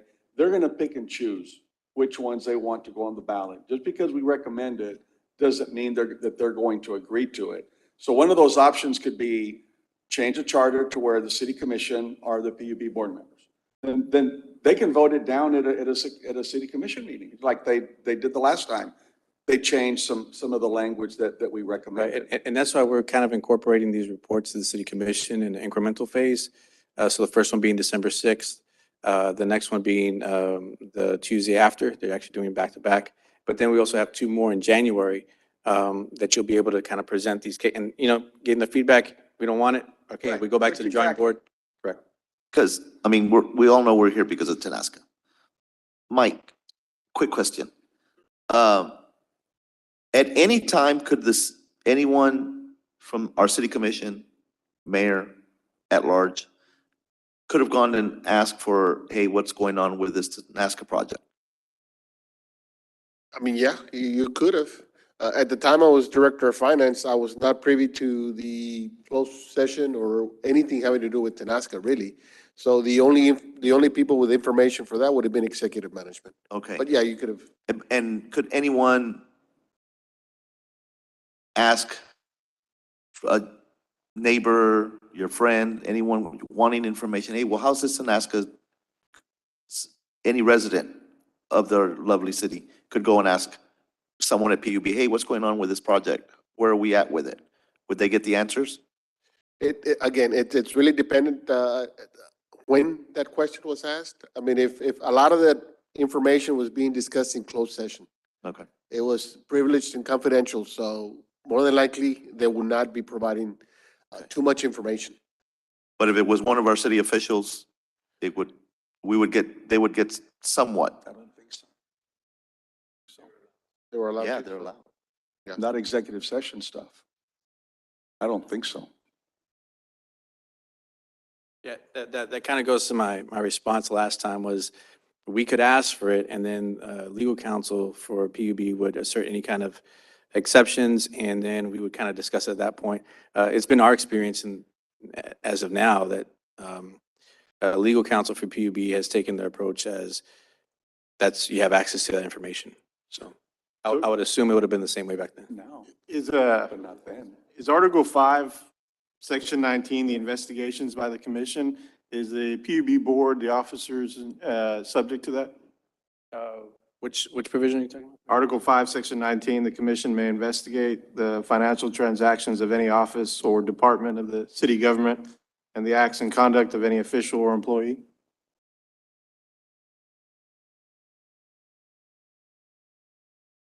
So I have Article 5 and it's subsection, which one? 19?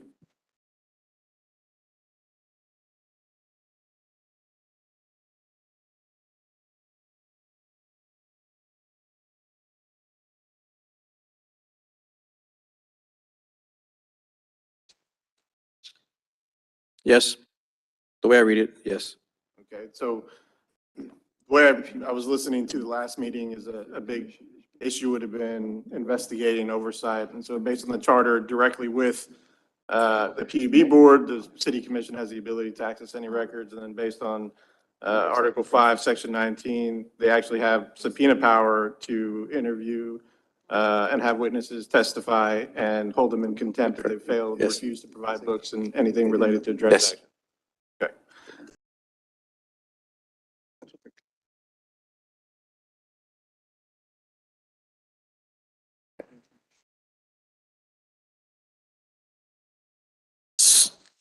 So our city commission has the Oh, authority, yeah.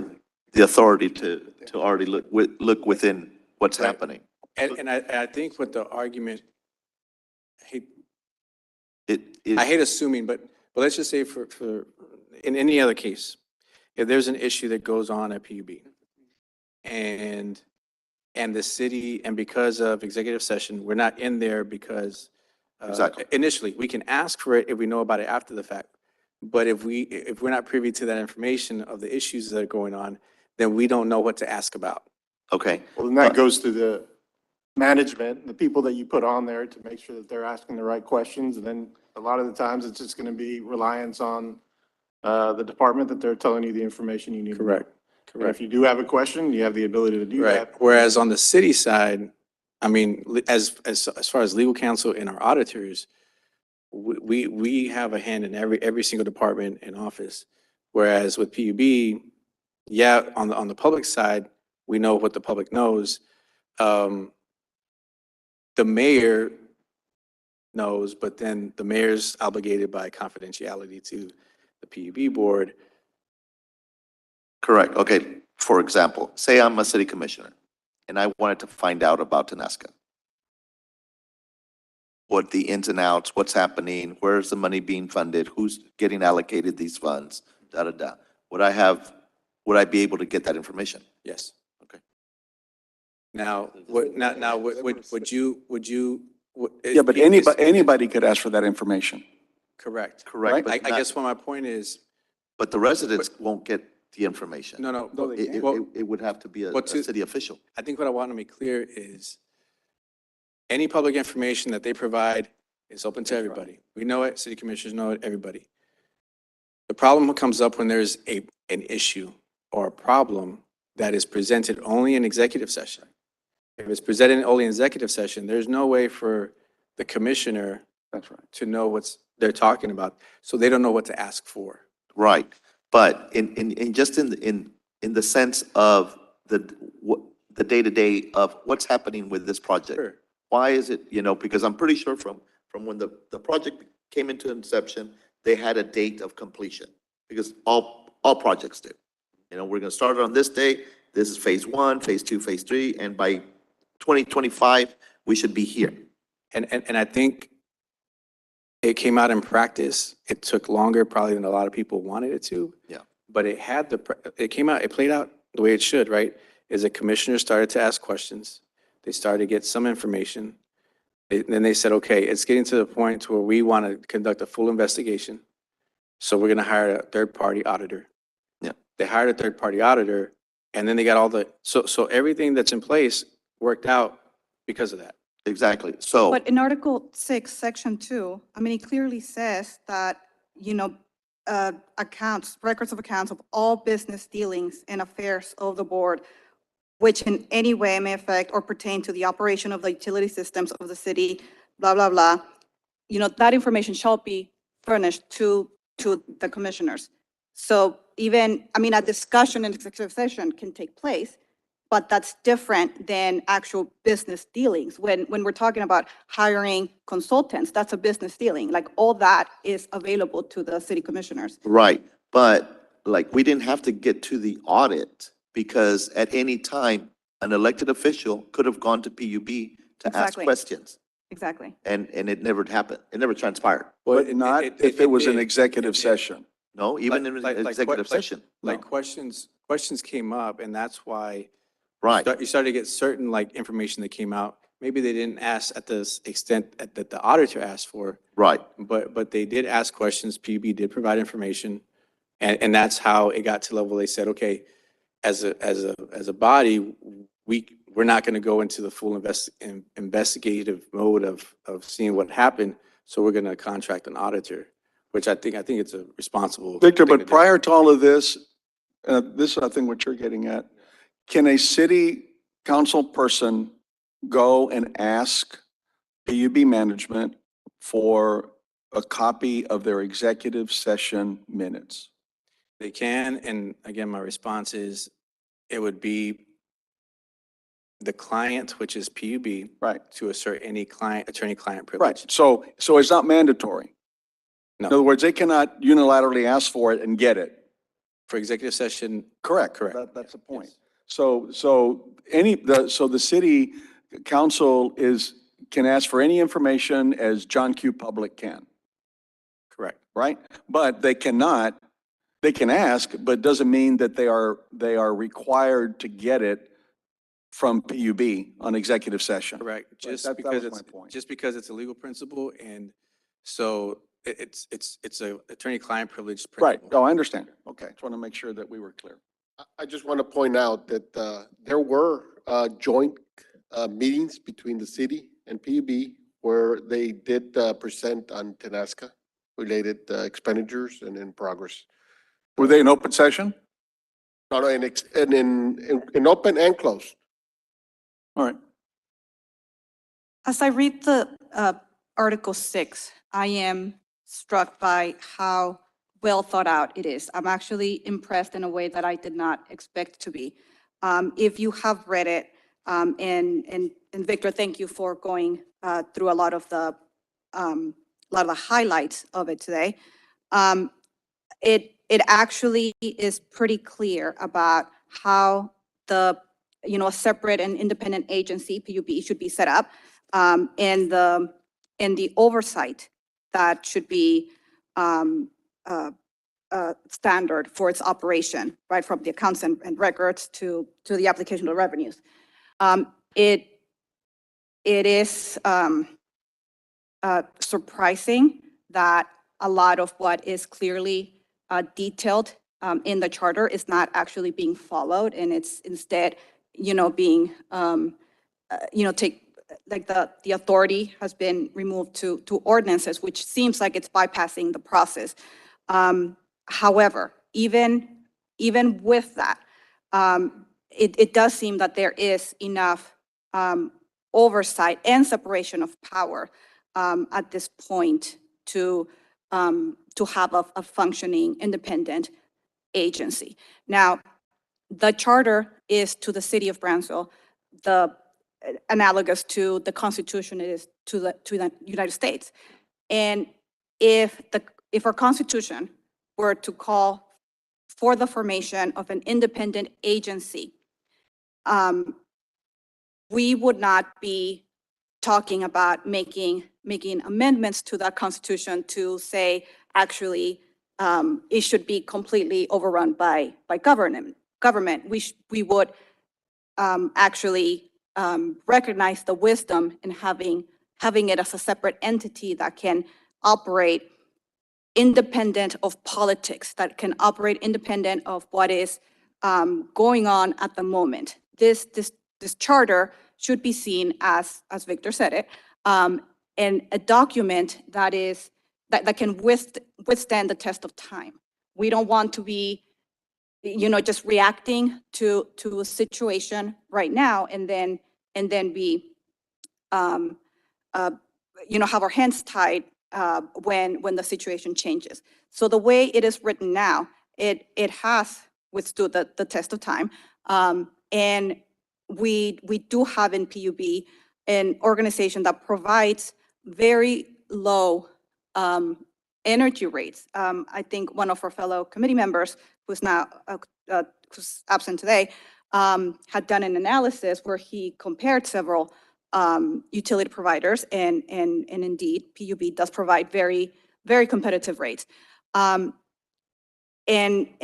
we did have one bad actor, which was, according to the forensic audit, the CEO. We trust that the board is now looking into what can be done with that, but none of the problems of Tenasca had to do with the way the charter addresses how board members are selected, although I do support the supermajority to elect new board members.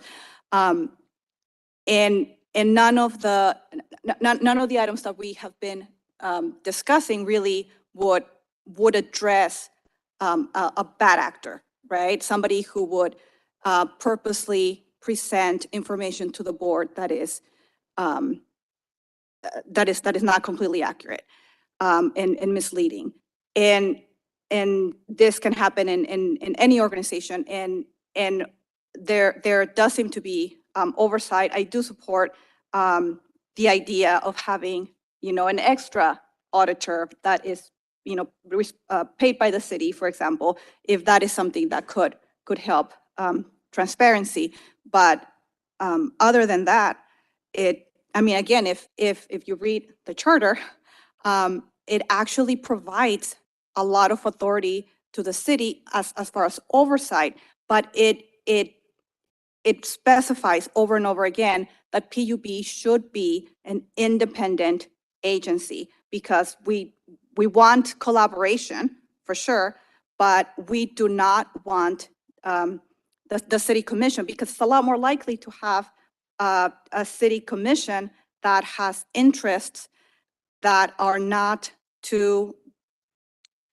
that are not necessarily aligned with the what is best for the whole community. Well, it certainly allows for the fluctuation based on election, right? So if they lose election, somebody new comes in, a new wave of perspective, and so it certainly that's an aspect.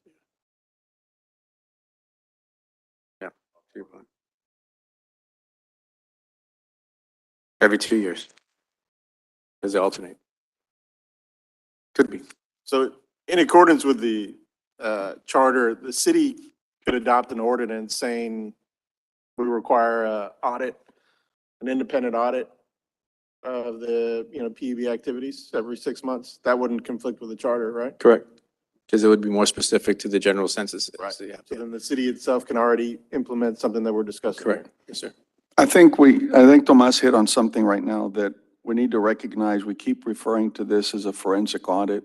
And it was an agreed upon procedures engagement, okay, where Tenasco was the focus of this and all the operations. But I don't see the purpose of having an independent auditor go in and do another financial independent audit of PUB when they've already had one. They're going to be looking at the same numbers unless they're specifically hired to look into a specific area, which would be what this was. And I think that we need to be cautious of that. To me, it'd be a waste of money to do that. Now, this forensic audit took over a year to do. Is that correct? 11 months. I'm sorry? I think it was 11 months. 11 months, when a financial audit normally takes, I don't know, 2 months at the most, because they don't look at it, they don't go into detail as they did in a think of a forensic audit as an autopsy, okay, where they used to do a lot of that. You go into the body and examine as to why the person died. Why did that person have a heart attack, as an example, versus just saying, oh, they had a heart attack. But they go into that. So I don't know if I kind of like David's portion about the internal audit, but if I heard Mike say, or somebody say that they go in, they present the internal, I think Sampaio said it, they go in and present their internal audit plan for the coming year, right? Not for whatever. Now, so somebody has to sign off on that internal audit, correct? And that would be the board or the CEO? Okay, because the internal auditor works for the board, not for the CEO, correct? So it's like here, they work for the city commission, not for the city manager. When we start going down that path, I think we need to be careful in asking to do another independent audit of the same thing that they've already done. I couldn't agree more. I don't think the term internal audit that I used myself was accurate of exactly what I was trying to describe. Mrs. Zamora, thank you. That was. No, but I think you were right. I mean, I think the internal audit function is out. Well, we saw tonight that they're doing a good job of that. What I get back to, and you've said it, Carlos, what are we going to do that would change the outcome in a case like this? Nothing. And the only way that I could come up with, and I'm sure there's people who at this table who will think of better ideas, but the only way that I could come up with was if there was a position, a person, or a department in place that was monitoring contract provisions, not who charged what at the, when they went to the convention, and certainly not auditing the entire operation. But it might even be better called a monitor because when this PUB has a contract, that's a contract effectively with the city. And we have, as citizens, we have mostly a right to know what's going on with that contract. The open meetings law allows you to talk about potential lawsuits, real estate. Right. Competitive negotiations. Yeah, but it doesn't necessarily tell you that you can talk to, if you were going to have a condemnation proceeding, you certainly would discuss that initially in a meeting, in a executive session. Right. We don't have necessarily a right to do that. I don't necessarily want to know that. But if the city had somebody who was sitting in a position to be able to watch the contract ebb and flow, they might be able to early on spot a discrepancy or an issue that could arise. And if they're reporting, for instance, perhaps not to the full city commission, but rather to the city attorney's office or to the city manager's office, and they might come back and say, this looks out of place. Yeah, we have two attorneys on this commission, on this committee, and we know that attorneys, if they're good attorneys, right, they specialize in certain areas. You're not going to have a criminal defense attorney, work on real estate acquisitions, as an Exactly. example. So maybe it's not so much an internal audit function, because internal audit function really, CPAs don't know a whole lot about getting into the weeds with contracts. You'd have a contract lawyer. You'd have somebody that specializes in that. And we've talked about this. As far as instead of spending the 10 or 15 million or whatever it is they spend on legal fees, creating their own legal department that answers to the board also. And have somebody that, right, you know attorneys that all they do is real estate transactions and contracts and read that stuff and monitor, versus having, one of my bean counters, do that, because that's not really what we would be doing. And I apologize. Tomas? All I'm getting to is that all of these other ideas may be relevant, pertinent, and useful at this time, but not one of these Not gonna fix ideas it. You're right. goes to the target of how do we, as best as possible, secure our confidence that we don't have this sort of thing happen again. And I actually think that's a I think, good excuse me, hold on, recommendation. but I think you're right, but we have to go, I believe, into the meat of it. And I think you have to start with who is going to be on that board. What kind of background, what kind of educational experience, what kind of careers do we have, instead of, right now, the way it's set up, it's a courtesy appointment, the commission votes on it, and it's very, very, very rare that they do not go along with the recommendation of that city council person. So maybe it would be that a body as a whole, Tomas can make, let's say, if this is city commission, you make a recommendation, or Michael or whomever, preferably if you're in the district, if you want somebody from your district, then the whole body votes. But we can either go with a supermajority vote, try to mitigate the political aspect of it. And then for the at-large positions, you may want to zero in on maybe one of them has got to be a contract lawyer or somebody, right. I think the qualifications aspect of it can go twofold. You could have it, obviously make a conflict of interest, don't do business with the You abstain. with the PUB, and that would be an immediate, if you don't qualify, well, then you're off the board. And so that wouldn't go towards any of the removal of a board member. It just means you're not qualified.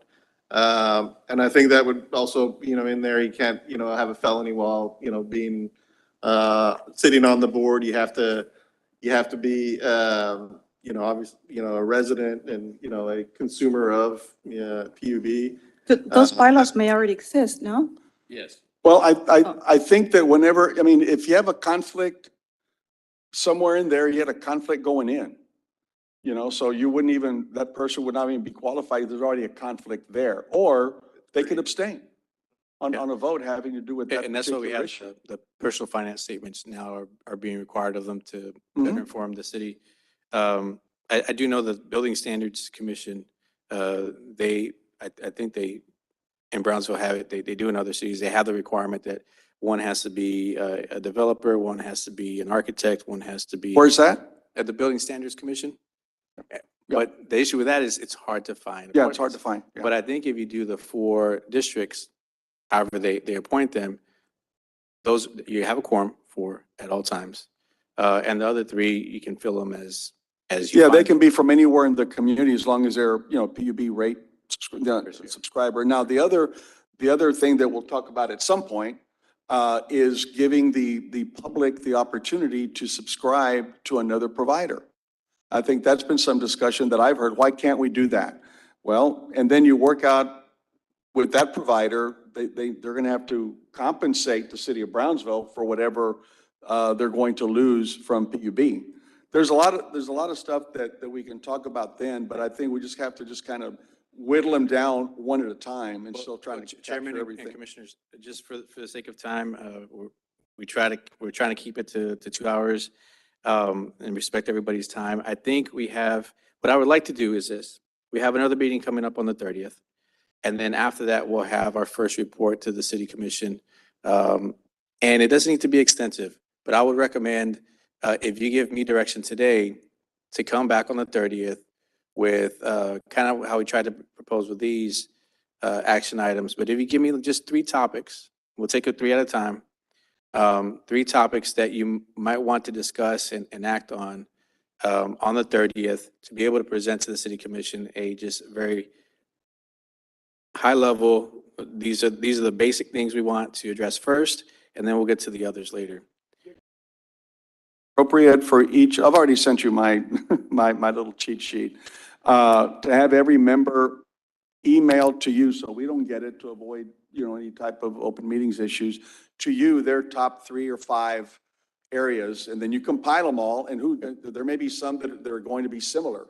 Like the supermajority, I think, well, at least Daisy and I, are on that same page, so that would be, one of ours. That'd be very helpful. And And then. We could agree on, we could probably vote on that today. Yeah, no, of course, we're going to have to vote on everything, but I'm saying everybody turn in their wish list, so to speak, and then see how much of it is duplicated, and. I'll and then- report back, and then we can have. Yeah, and then that's what you present. This is what we got. We got 155 different recommendations, and let's start, by Marilyn. Then from there, we start, okay, we want to vote on this one? Yay, nay, boom, and then we just kind of knock it off. But I think you're going to find a lot of commonality with some of those. Yes, sir. And then we do discuss them and we vote on them. Yeah, we may not have, 4 votes to pass a supermajority on some of these things. We'll table it, put it to the next one, and keep on going. Yeah. That's That's a good. good idea. So y'all how much time do you need? Do you want that before the 30th? Yeah, that's. Okay, is there a way, once you get them, we just got let's say the agenda to email so people we're not here reading those 155 items, maybe a couple of days before? Sure, let me look at the calendar, because I know we're taking next week off for. Well, we're going to have the meeting posted. If you want to get it to me by Monday, Well, you already have mine. yes. But if anybody else wants to send me theirs by the 21st, we'll try to shoot. We're working here at the office until the 24th, so we can send something out by the 20th, by the 23rd, and that'll be plenty of time for everybody to kind of And you're talking about, eat some turkey and then start looking at it on the 28th, 29th. you'd be talking about like saying Article 6, Section 1D replaced with, and then put your own. No, I wouldn't do that. I'm just saying. Bullet points, I'm thinking. Like for instance, my first one to him, to Victor, was city commission become PUB board members. Boom, that's mine. And then after that, I had, okay, if that doesn't work, then I had, the supermajority stuff, the district appointees, the engineer, et cetera, the removal process where everybody on that board serves at will. Not you're locked in for 4 years, you can't move them unless you kill a cow or something, so you just, they serve at the pleasure of the commission, and you would need a supermajority to remove them. Yes, I would recommend at this point bullet points. What I was kind of envisioning is through these 3 months, we have about 3 months, for goodness, already almost through November, But the month of November being this kind of information gathering process. Right, well, you, We're good on that. We're having all I'm the good. discussions. Let me say something real quick. Yes, sir. So we're not holding, can we excuse our friends from We PUB? have one last question. I've Oh, do been you? trying to get in there and ask. Okay. As far as the allowing Brownsville residents, an opportunity to have any utility providers, my question to you was, do you know how much is charged to other utility providers as a franchise fee? So you paid 10% of revenue. Do you know what the other ones pay? No, that, you would have to ask the city finance department. I don't know how much they're paying franchise fees. though. Okay, thank you. Now, we did not get an opportunity to discuss or go walk you through how the 10% transfer calculation was made. I understand it's late now, but if you would like for me to come back on the 30th, I can come back and explain. I know there were some good questions being made, so I know that it's not fully understood by the committee. It's a little different, but if you all like for me to come back, I can always come back and explain. well, Victor, I just don't know if that particular item would be worthy of a charter amendment to change that formula. I don't know. I don't know what y'all think. To the point is it'd be an ordinance change. Yeah, that's what I would think versus But if, I mean, the purview of this committee, if you need more information, this is, as I was sharing, I would think that month of November is your information gathering session. As you start on the 30th, we start to tailor a list in which we kind of, month of December, start tweaking or in general terms, discuss what we like to see. And then January, presenting actual language to be considered. yeah, and I think we need to be considerate of the voters too, that don't make it too complex that they don't understand. And it's, takes up a whole ballot to read one item. Correct. And remember the buckets that we had talked about were Article 6 for sure, any other items that may have been pending from the last Charter Review Committee. And then also we already have, I think I had it here as the first one, that first typo that we need to clear up about Article 6 versus Article 4, things of that nature. But nonetheless, we'll get there when it comes. Thank you. But yes, so is the direction to have them come back next meeting? We are going to have our own finance director here and the bond counsel coming on the 30th to answer any kind of last minute questions, but I as one don't need to have them back. I don't think so unless something comes back up where we're gonna. Do you, Mike? As of right now, it seems pretty purely ordinance. You want them back? Simple yes or no, Mike? Yeah. Simple. I'll let you know by email if I do at this point. You can email them directly.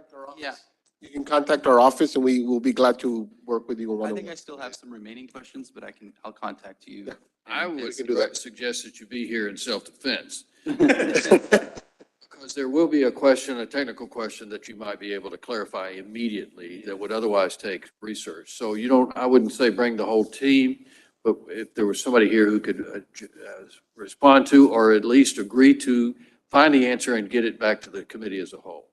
I'll be here. All right, thanks. The 30th, right? Thank y'all. Bye, Monica. well, with that, commissioners, are there any other questions? I'll just for the record say that I think we're tabling any kind of action items. And then we don't have, I think just our future agenda items are just to come back with the kind of the same agenda. But we'll have a report from our office as to the breakdown of all the recommendations that are going to be. Yeah, I think we table everything until the next meeting. That way, because we all kind of are on the same boat of what has transpired and what we want to see and if the commission wants. Because really, if we put to where our district commissioners sit on the board, that'll alleviate not having to change anything on the, That's correct. yeah.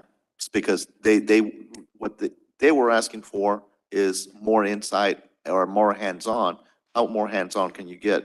I'm not sure that's what, nobody asked me that. Well, Nobody. I've had a couple of people tell me that. Well, and you're That's going to why I have, was like, you're going to have the full range. So Yeah. I think it's a good approach to, present this as an option, but also have other options as well. Plan B. Exactly. Well, that might be a good option to present, but I'll vote against it with the strongest of terms. Yeah. Having a city commissioner sit as a member of the PUB board. So just know that in advance. No, of course. That's why we're here. The other thing I would say is that I'm willing to go along with the supermajority issue because I think that is an advancement, an evolutionary advancement. But I do not believe that that solves the issue No. that we want to solve. I think that it has some merit because the board members understand that they have a responsibility that is a little deeper than they may have thought in the first place.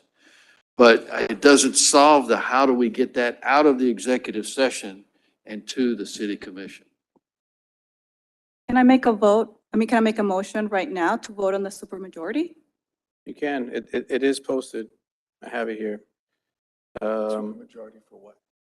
So here it To is. appoint That'd be supermajority to- Charter Article 6, Section 1C. And it would be to replace the majority of the city commission for supermajority for membership. And then we also have under E for the removal, it would be supermajority instead of unanimous vote. I'm making a motion to propose an amendment to the charter to require a supermajority to appoint a PUB board member as well as to remove a PUB board member. If I can amend that, friendly amendment, to include that those board members are appointed by the commission as a whole? To require 5 votes. Well, in other words, to require not only 5 votes, but anybody can make a recommendation. Let's say District 4 can make a recommendation to appoint somebody in District 1 as an example. I see what you're saying. Okay, you got it? It still require the 5. Because she made the motion, Ms. Mota, do you? I missed that, so that any commissioner can appoint, recommend any resident Correct. Right. of Brownsville to serve on that board. Ratepayer. A ratepayer. A ratepayer. Right. Okay.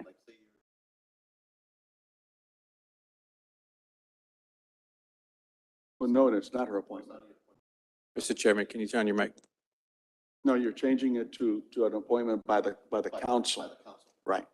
In other words, city commissioner can make a recommendation, but at the end of the day, it's the whole city commission that approves it, or with a majority of 5. Majority or supermajority? Well, that would be a supermajority. 5. I'll second it. Ms. Mota, do you accept the amendment? Because yours was just supermajority. Mr. Cascos is saying that the city, any city commission can recommend it, and it would have to be approval of that supermajority. By a supermajority. Right. But that's what's currently in the charter right now, that any city commissioner can appoint, right? It's not specified. So that's not a change? Yeah, it's not specified, it's a practice. That It's a courtesy. Per one, it's up to you. You had the motion on the floor. Yeah, I'm still trying to understand. It means that any city commissioner can appoint any ratepayer to the board. I agree with that. Okay. That was a motion. Can recommend. That was a motion. Mr. Cascos, second. Well, Michael seconded that motion. Oh, Mike, okay. I assume you seconded my amendment. The amendment. You got that, Yoli? Okay. We'll clear up the language after the meeting, but just a vote, I need a vote on that. All in favor? Aye. Aye. Those opposed? Ayes have it. Okay, we have our first proposal. Thank you. Since we're here, can we get a motion to do the cleanup on Article 6, Section 1B? That was that cleanup from last time. It's supposed to be Article 4 instead of Article 6. So There's a, that's just a cleanup. that's a cleanup, yes, sir. That section doesn't exist. Right. Right, yeah. Second. Okay. Vote. Vote on the table? Aye. Aye. Those opposed? All right, we have 2 recommendations. Thank you, everybody. With that, I don't think we have anything else. Move to Move adjourn. to adjourn. Second. It is 7:39. Meeting has ended.